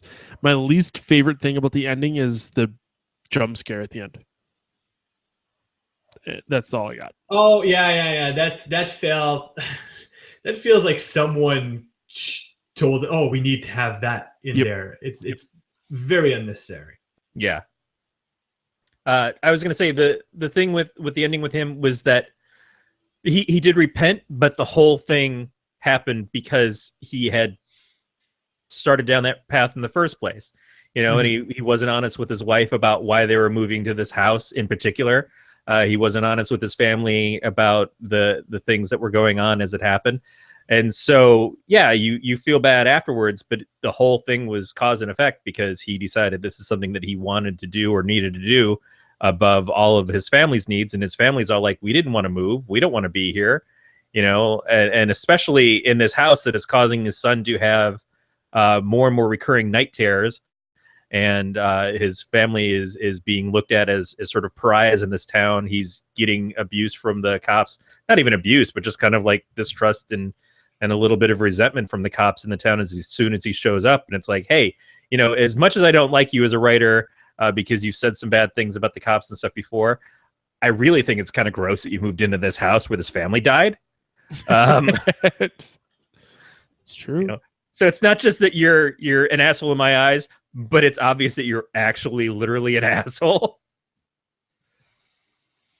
Yeah, I guess I never really looked at it from that way. I didn't really care. But he's totally an asshole. He is totally an asshole, but at the same time, he wrote a very successful book at one point. So there are people who are willing to overlook that. The deputy so-and-so who winds up working with him to become his guy behind the scenes, that hoping he's going to get a write-up in the book and be thanked in the acknowledgments and stuff, is like, yeah, I know you're kind of going down this really fucked up path, and I know that there's shit you're not telling me, so I'm going to help you out still, but, what are you fucking doing? and I wouldn't do this. Mm-hmm. There's a lot of cool things. Like I'm just sagging a bit, if you will, but there's a lot of cool things about how they, like, because you mentioned officer deputy so-and-so, the way they present you with a long laundry list of possible suspects, because the movie isn't like presented as a supernatural thing from the beginning, and there's certain scenes when you have deputy so-and-so and you go, he's the killer, right? I mean, he's just wedging himself into this situation, not talking to the rest of the police department. Like, he's the one, right? And then once you get like the background from Vincent D'Onofrio's character about having like taking control of one of the children, then you have this kid who's got these night terrors and winding up outside. It's like, he's the kid who's gonna murder, right? He's the one, right? then you've got the father who's clearly slightly going insane. So before you know that it's about the children, then you go, yeah, he's the guy who's gonna kill his family. That's typical, right? It's gonna lead into what was Amityville, where the father becomes crazy because of all the stuff going on in the house, and then winds up, or The Shining as well, where it's going to lead him down this path, and he's going to become crazy, and he's going to fulfill the prophecy of all these things. Yeah, and that's what I really loved about there's a layering in the writing that I found very interesting, where you don't feel like you're being tricked into believing certain characters are going to be the villain, but you're given so many options to choose from that you can build your own narrative until the final reveal. And when the final reveal is given, you don't feel like you've been lied to either. It's like, oh no, okay, that makes sense too. Let's go with that. I'm happy with this result also. But you've been given the option to play around with the other options as you're going down the story, and I thought that was super cool. Now, do you feel that the final reveal, though, such as it's presented, because so part of the movie, we should explain this for anybody who hasn't watched it, although you should. We'll have the affiliate link in our show notes. The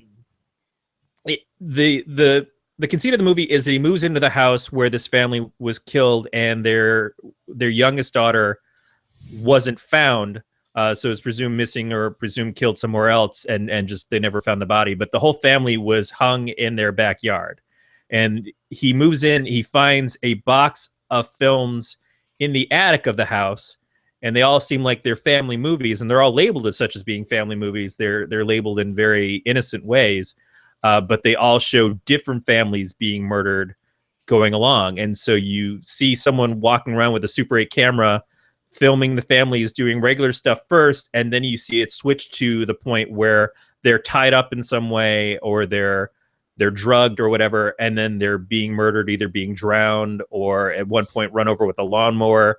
That one was pretty disturbing. And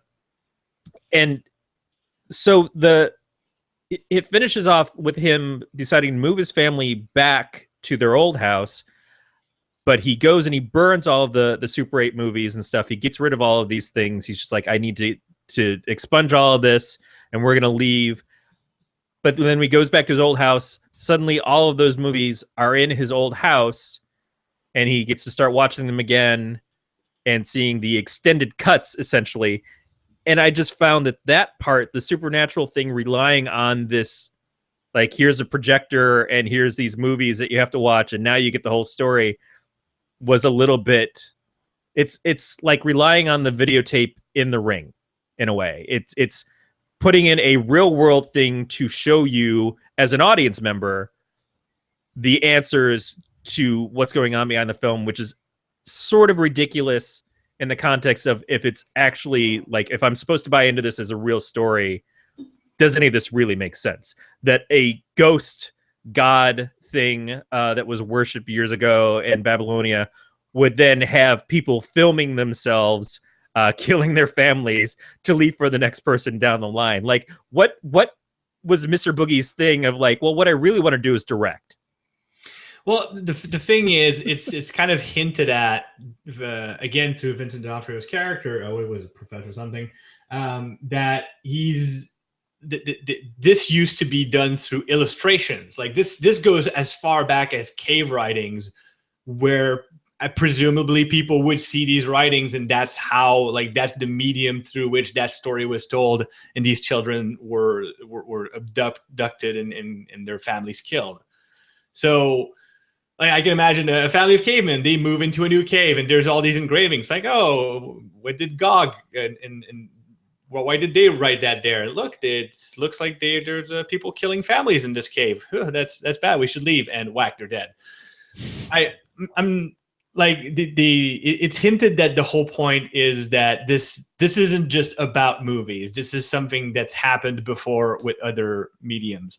Now, I did find the fact that, you know, it had to be so spelled out at the end that, oh, it's the kids, because by the end, like, you figured, like, we've already been told it's the kids in a way. Yeah. Like, it's already been hinted sufficiently.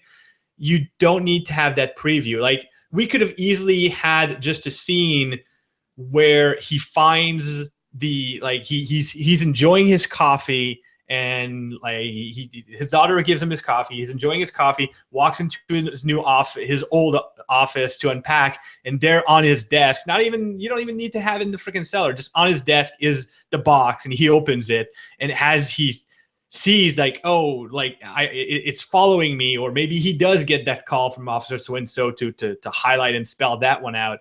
But then like he notices that the coffee's drugged him, he falls on the floor, and then you have the reveal of him opening his eyes to his daughter holding an axe. That to me, and probably to you guys, would have been sufficient and maybe even more effective.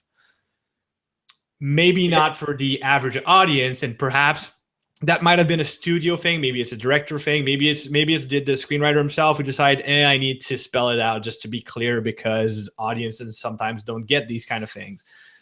But I can see why, perhaps afraid that the punchline would have been lost on certain people, they felt like they needed that extra explanation. It certainly telegraphs it to the audience, but I do understand that it's something that maybe needs to be telegraphed to the audience.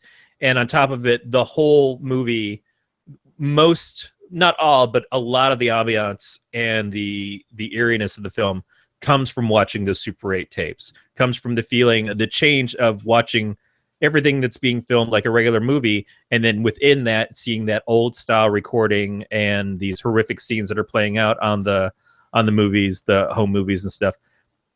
So it gives it that extra texture, and to have it be throughout the whole thing and not tied together with that at the end would probably be a mistake. It's good storytelling, but it's bad story.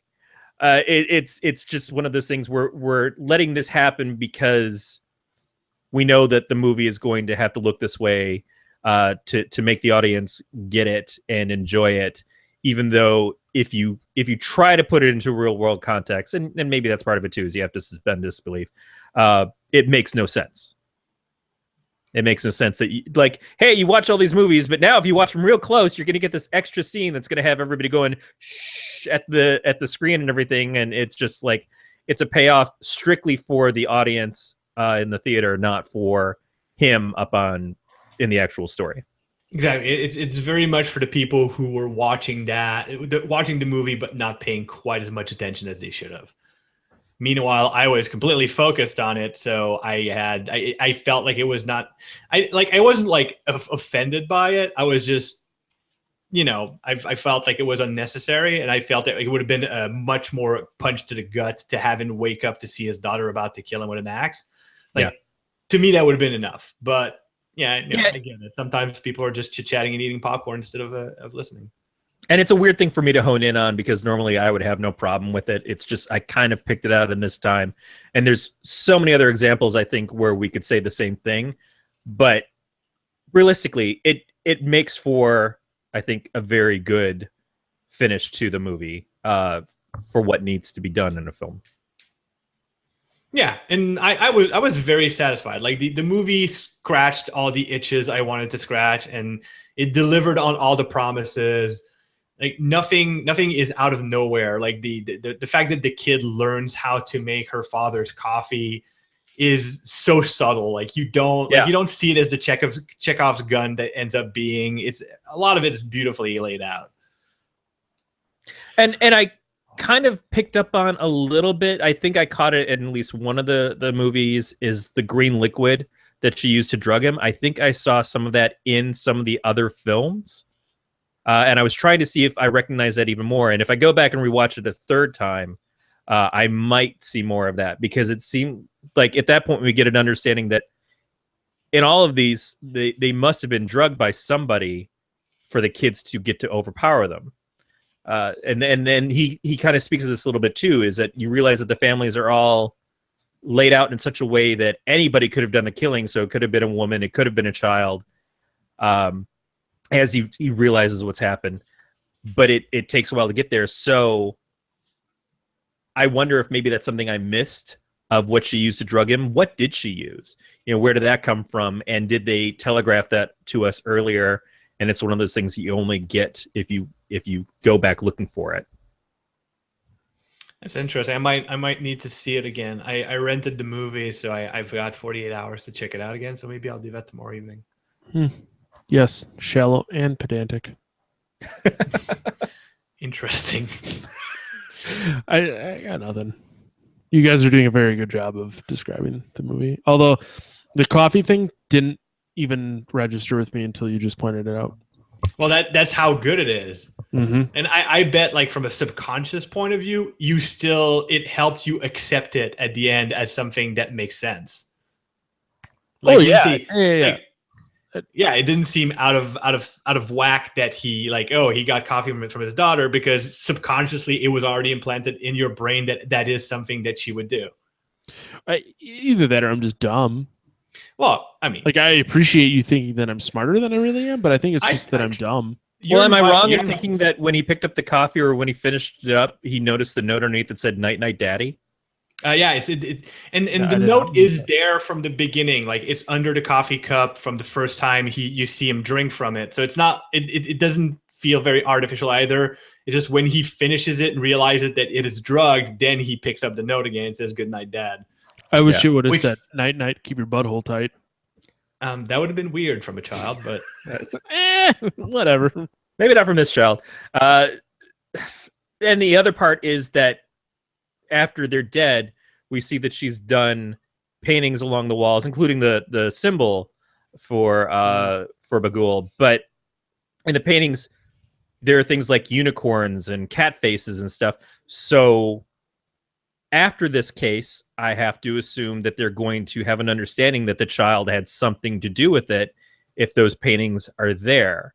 So it seems like this story breaks things wide open for the next time that it happens. They should have something. But do the films stick around, or do the films all go away too? Do they get hidden again and no one else sees it? He wound up deleting them off of his laptop, so none of those things get picked up.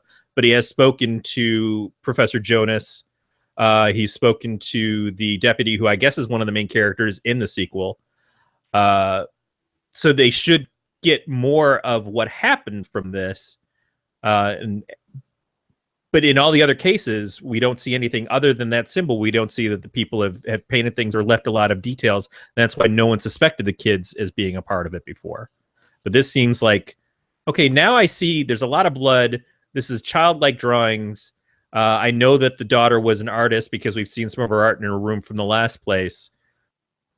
They should be able to piece some of that together now. It doesn't necessarily mean that she's the one who's done it, though. True. It just means that you've got, like, something happened involving the child, but then again, the child disappears. So that's not new information. Now, it does give it a much weirder feel that somehow her family gets killed, and before her kidnapper takes her away, he has her, or she herself decides to draw with their blood on the walls. That gives it an extra creepy, but it doesn't necessarily solve the case either. Yeah. No, but I feel like it gives it that kind of element of the child was possessed. Mm-hmm. And that's, I think that's all it does. It doesn't really give it, there's no explanation, which drives me fucking nuts, but it very lazily explains why the kid did this. They're fucking possessed, and then they kill their parents. End of story, which I think is dumb. Very dumb. Well, it's one of those things where, it's supposed to be supernatural and mystical. You don't want to explain too much of it from the get-go, like from a commercial standpoint, so you can have a sequel, from a storytelling standpoint, because you don't necessarily want to give away the entire world building either. Yeah, but that's all I gotta say. No, we're definitely picking nits here. We're trying to go as far as we can into the things that maybe don't work story-wise, but still in most ways this film works. It's a very solid movie, especially from who is still a pretty new director, I think, at the time that this came out. He'd done some other stuff. He did The Exorcism of Emily Rose, did Hellraiser Inferno. I didn't realize that. Piece of shit. Yeah, but it's in line with the Hellraiser movies, where they went in all the sequels. There's some good things in the Hellraiser movies, but admittedly, as a whole, it is terrible. Yeah, it's one of those things that started out much better, and then because they franchised it, it just allowed itself to become worse and worse. Yeah. I still really like this movie, regardless of the nitpicking that we did. I think it's a good movie. It's when did this come out? 2012. So the past 5 years, it's definitely one of the better movies that I've seen that has been released in the past 5 years. Yeah, my wife. I told my wife of the two movies that we're doing next week. We're doing Hostel, and she seemed more willing to watch Hostel with me than she was to watch this one, which I thought was weird because I don't think it's any secret, have made a lot of noise that Hostel is one of my least favorite of the genre films. Mm-hmm. And this one I thought was altogether a much better story and better directed and better acted than that one. But she just, maybe it's because of the theme or something, or the way that it ends with the kids. I don't know, but she was not as interested in dealing with this one with me. Aren't the Hostels movie just torture porn anyways? Like, not really horror so much as just... Hostel and Saw are looked at as being the torture-born surgeons in films, and whereas I think Saw has more story to it and more of a kind of like underlying mythology to it, which certainly again probably went downhill as they got further and further in the movies. Hostel to me was just like, we're just going to do this to show gross stuff on screen and to make you squirm and uncomfortable, and that's why I'm not a fan. But this is going to be my second time seeing it, and the first time since essentially came out, so I'll have to see how I feel about it now versus the memories that I have of it. Mm-hmm. I guess my next question is, do we want to get to rating it, or does anyone else, you guys have any more points you want to make on it? No. I mean, I'm sure I could continue dissecting it for like an hour, but that's going to get boring for everybody but me in like 2 minutes. Mm-hmm. It probably already has for you, Matt. No, at all. Mm-hmm. Yes, no. Shallow and pedantic. Corey, how about you? No, I'm good. Other than to say, Ethan Hawke. Ethan Hawke keeps taking risks on movies, and I appreciate that about him. Even though I don't like all of his stuff, he's not afraid to do films that are not huge blockbusters. Considering where he's been at in his life as an actor and the amount of work that he's done, he will do things that are not safe. And I think as an actor, I appreciate that about him. Awesome. Well, with that, let's get to the fact. All right. So, JF, it's been a hot minute since you've been here. we have changed things. We have revamped our scale, our scale of scoriness. Now we talk about masturbating references. We do it on a 3-tiered masturbatorial scale. Wonderful. 0 to 5 in each category. The first category being the feature. The feature is going to be the story. How was the story? Was it interesting? Was it original? How was the acting? How did you like it? JF, as our guest, you do get to go first. I'd give that a 5. Like the story and the acting, everything was convincing to me. Like if I could give it maybe like a 4.9, I'd go for that, because it's always hard to give a perfect score. There's always like a little something that you can dissect through it. Mm-hmm. Like I mentioned, there's certain things towards the end that, and the idea of just having a writer as a main character were sticking points, but they weren't sufficiently bad sticking points that they ruined the story in any way, shape, or form. So I'll give that a 5. Yeah, good deal. Corey, how about you? I will give it a 4. I think that it was very good. There were certainly some things, while not necessarily jump scares, were a little bit beholden to things that we've seen in a lot of movies like this. But I think where it brought a lot of, if not originality, a lot of ambiance and mood was in how it utilized the snuff film aspect and Hawke's reaction to those things as he watched them. Yeah, absolutely. I also gave it a 4. Kind of more towards JF's point of like, it's a really great movie, but I could find things that were wrong with it. So yeah, I gave it a 4. I don't really want to give it more of an explanation because I'm drunk. So the A in our masturbatorial scale is the attention. Would you prefer to rewatch this? How does it? Would you buy it? Would you recommend it to friends? I probably wouldn't buy it, but you gotta understand I own no movies, so that's not really a good scale. Sorry. Would I watch it? Actually, I would definitely rewatch it just because already knowing that I did catch a few interesting teas and details and hints here and there during the entire movie. And the fact, here's one of the things I immediately thought when I saw the main character sort of pick out details of the films he was watching, it immediately made me curious. Are there hints and details in the movie I'm watching that I could pick out if I paid more attention? So I'm very curious. Like I want to go like on a sort of a spoilers list and see if there's any Easter eggs and things like that I could spot in a rewatch. And so definitely want to rewatch it. Absolutely would recommend it to friends. So I'd give it a 4. Corey. Yeah, and it, as a throwback as to the conversation we were having earlier, that feels more like what M. Night Shyamalan was known for, is not being in the horror genre or anything, but for here are all these hints along the way that are going to tell you about the twist at the end, and when you rewatch it, can you pick those things up and see what I was doing? And so you're right, from that perspective, that's why I would say it's worth a rewatch after you've made it through the first time and you get the idea of like, oh shit, that's what this is about. Going back in again and seeing how well they laid the groundwork to make you realize that, or could you have realized it earlier if you've been paying a little bit more attention, or if you're a person who's got the observational skills. For me, I'm glad to have done the rewatch after seeing it about a year or so ago. Right after we started doing this podcast is when I watched it the first time.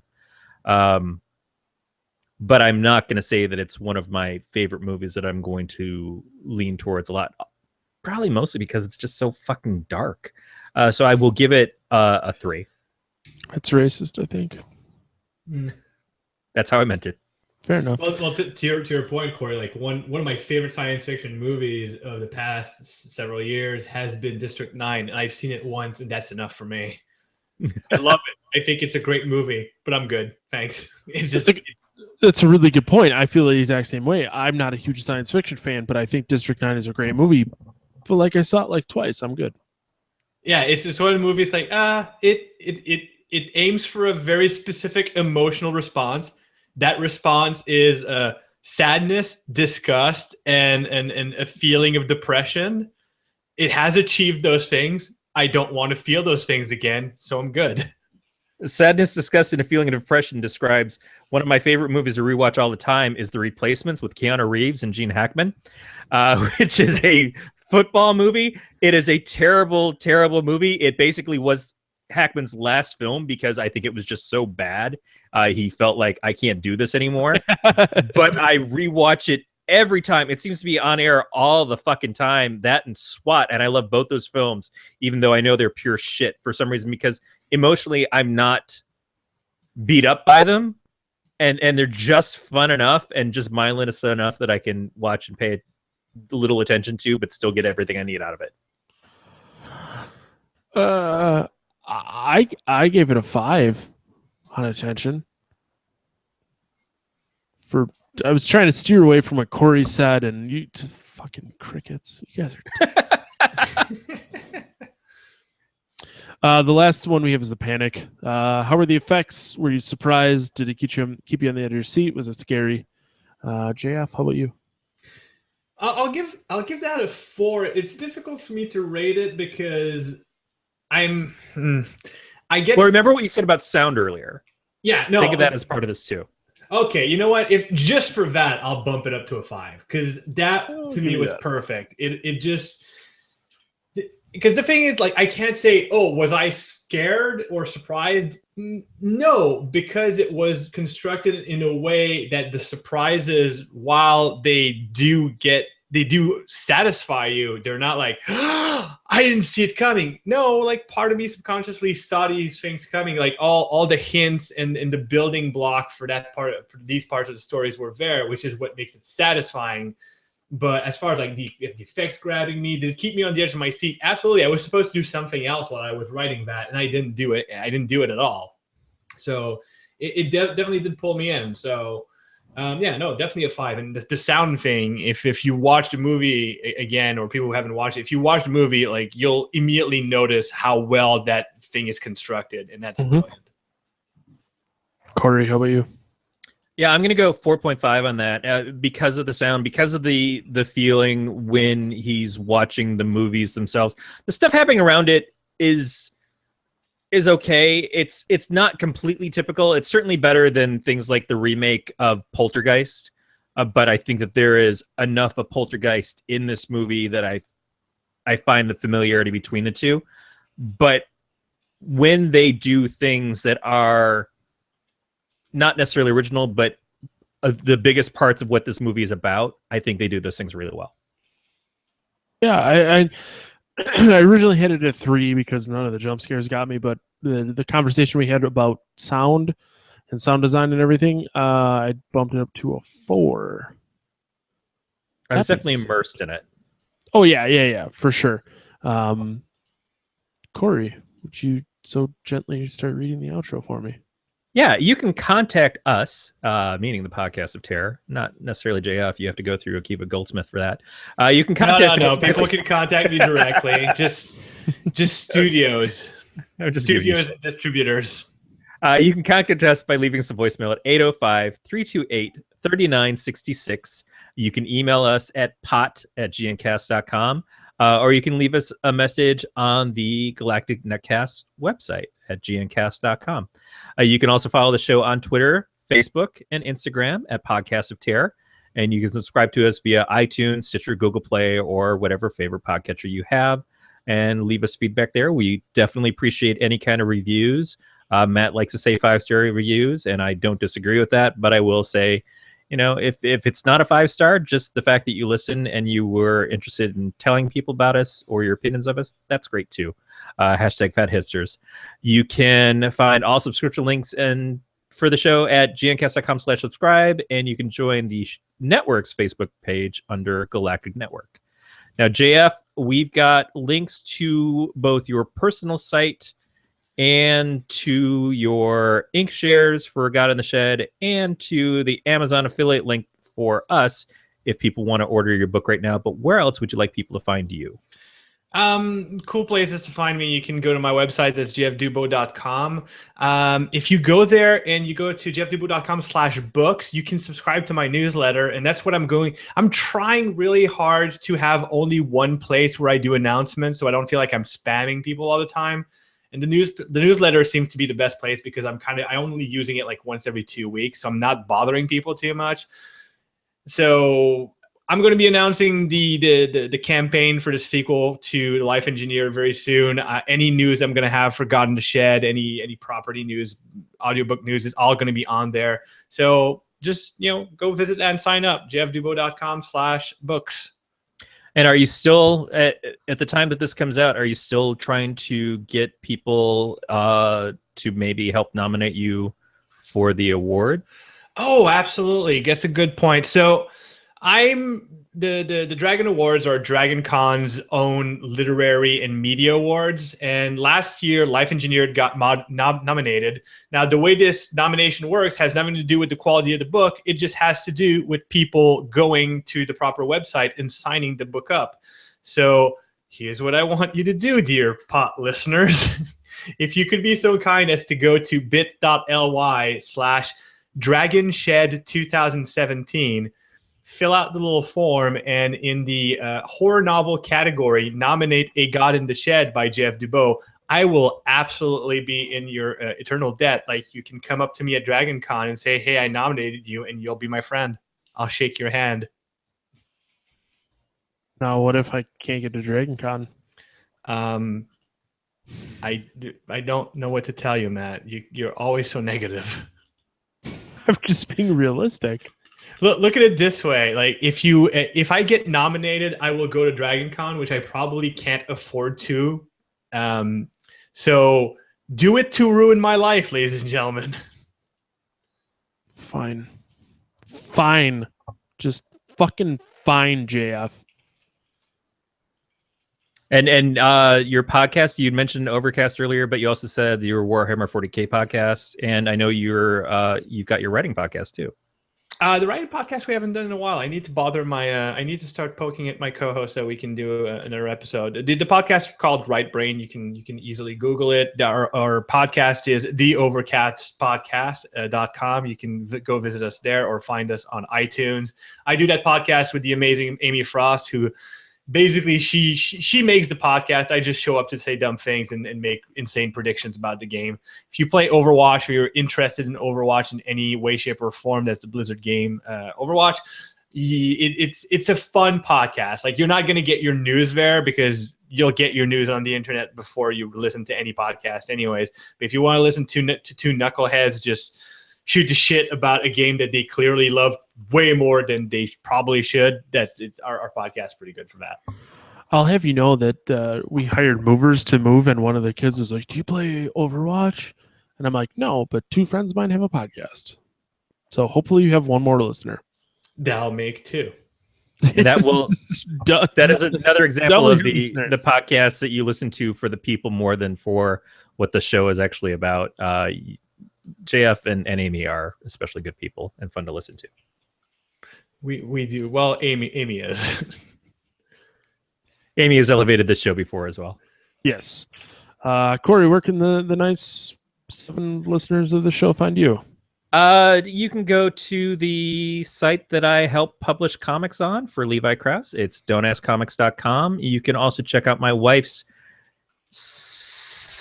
horrifyingly weird lowbrow artwork at instagram.com/hag_attack, or you can go to arthag.com.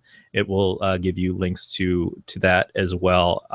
You can see some of the stuff she's doing, the stuff that I'm really proud of to have in my house, if not necessarily up on my walls all the time. And Matt, where can people find you? You can find me on Twitter and Instagram and Untapped if you want to see how much drinking I do at Matt the Lifeguard. Only 2 T's. 3 T's Matt the Lifeguard is some weirdo. And not nearly as drunk. Nowhere near. So thank you again for listening to another episode of the podcast here, and we will talk to you guys next week. YouTube, thanks for hanging out. Growly, thanks for hanging out. I think you're still here. Ashley, thanks for hanging out. Whoever else is here, thanks for hanging having me on the show, guys. Yeah, thank you. Super cool. I always enjoy coming on here. Forces me to watch movies that I want to watch but don't make the time for. Yeah, I'm gonna murder YouTube real quick. So check out. See. Oh, yeah. Talk and then point that. Oh, yeah, like this. Look what they did with the edge. It's so fucking cool. It's straight. It's that kind of like it's all frayed and shit, and like yeah, the French flaps with the extra information. And the only thing I don't like is that they have to put my picture, and well.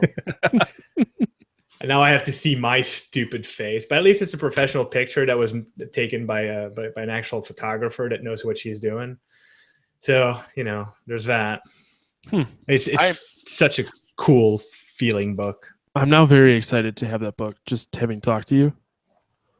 Not that I really hope you like it. I hope you I would have blindly purchased the book regardless, being your friend. Nice. And that's, but I have a lot of friends who are in shitty bands, and I listen to their bands just because I'm their friends.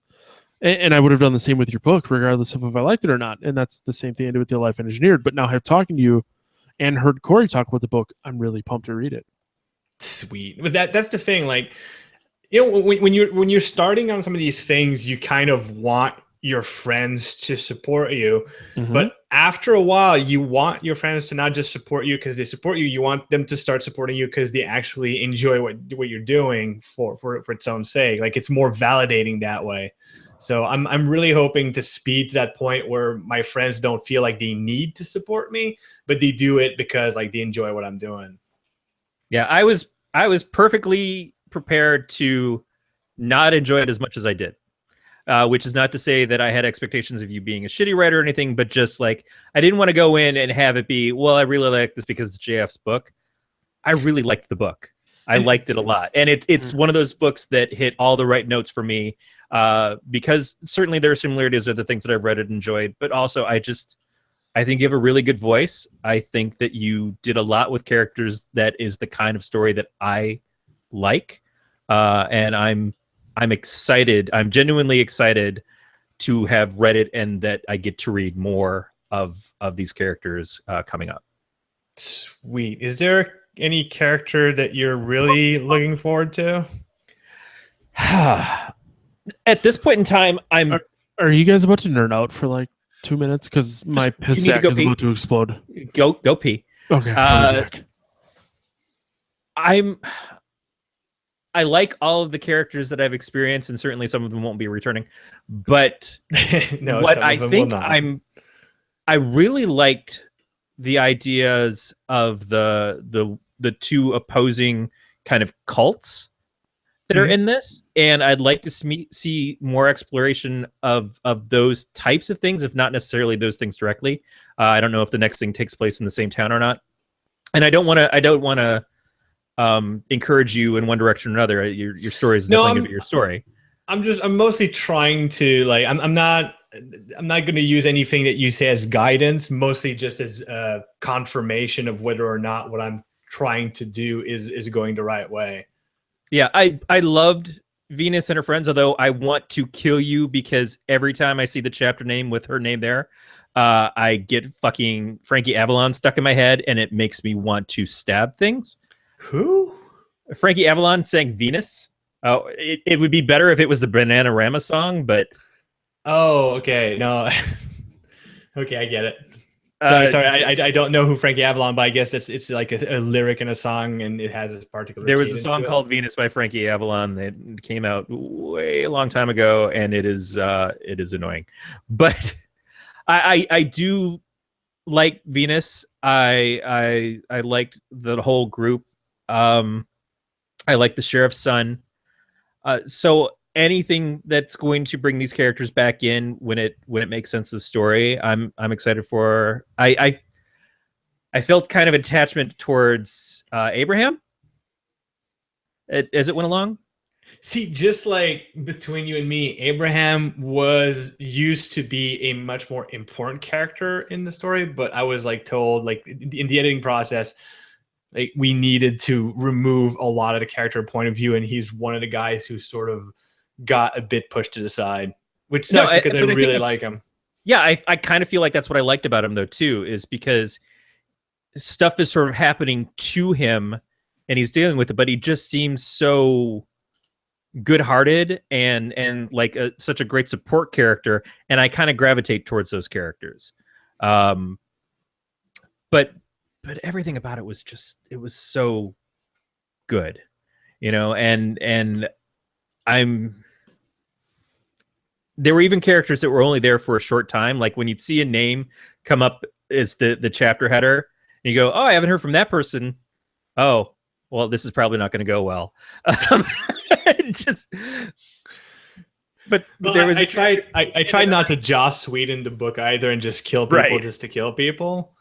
Yeah, like I try to have everything have a purpose. So, I'm super thrilled that you liked it. That's like the best review is the people that who know the genre of the material when they like what you did. That's always the most gratifying. Yeah, and like I said, I don't read a lot of Stephen King. When I've read of Stephen King is usually like the outlying stuff. The first thing I ever read from him was The Eyes of the Dragon. And, yeah, that's totally not his normal genre either. And I've read On Writing, and I read most of, but not all of, The Gunslinger, and I think that's about it. So, well, if you want to read a book about a writer going through something horrible, The Dark Half is not too bad. Misery, obviously, is very good. Yeah, I know his films based off of his books a lot, but the fact that this put me in the Clive Barker mode. When you mentioned really The Great Secret Show, I'm like, that's amazing. Like Clive Barker is by far my favorite horror writer. My favorite book of all time is Galilei, just because it's got such a beautiful mix of both horror and both horror and beauty. Like it's the whole, like one of the themes I keep wanting to circle around is that duality of beauty and horror. Like what I like to call like terrible beauty and terror and beautiful terror. Those are the themes I want to explore in the books, like in God in the Shed and sequel. But Galilee does so perfectly. Yeah. If you haven't read Galilee, drop everything. I'm probably going to go down a Barker hole pretty soon, which is fine. It's a good hole. Never a bad excuse for having that. Yeah, you know what I want in the sequels? More of the cat. Definitely. Here's the funny thing is, and maybe you can help me put some pressure. I'm trying, like I've quote unquote hired Amy to make me a prop of the cat. Oh my God. But she's been super busy, so she hasn't had time to do it.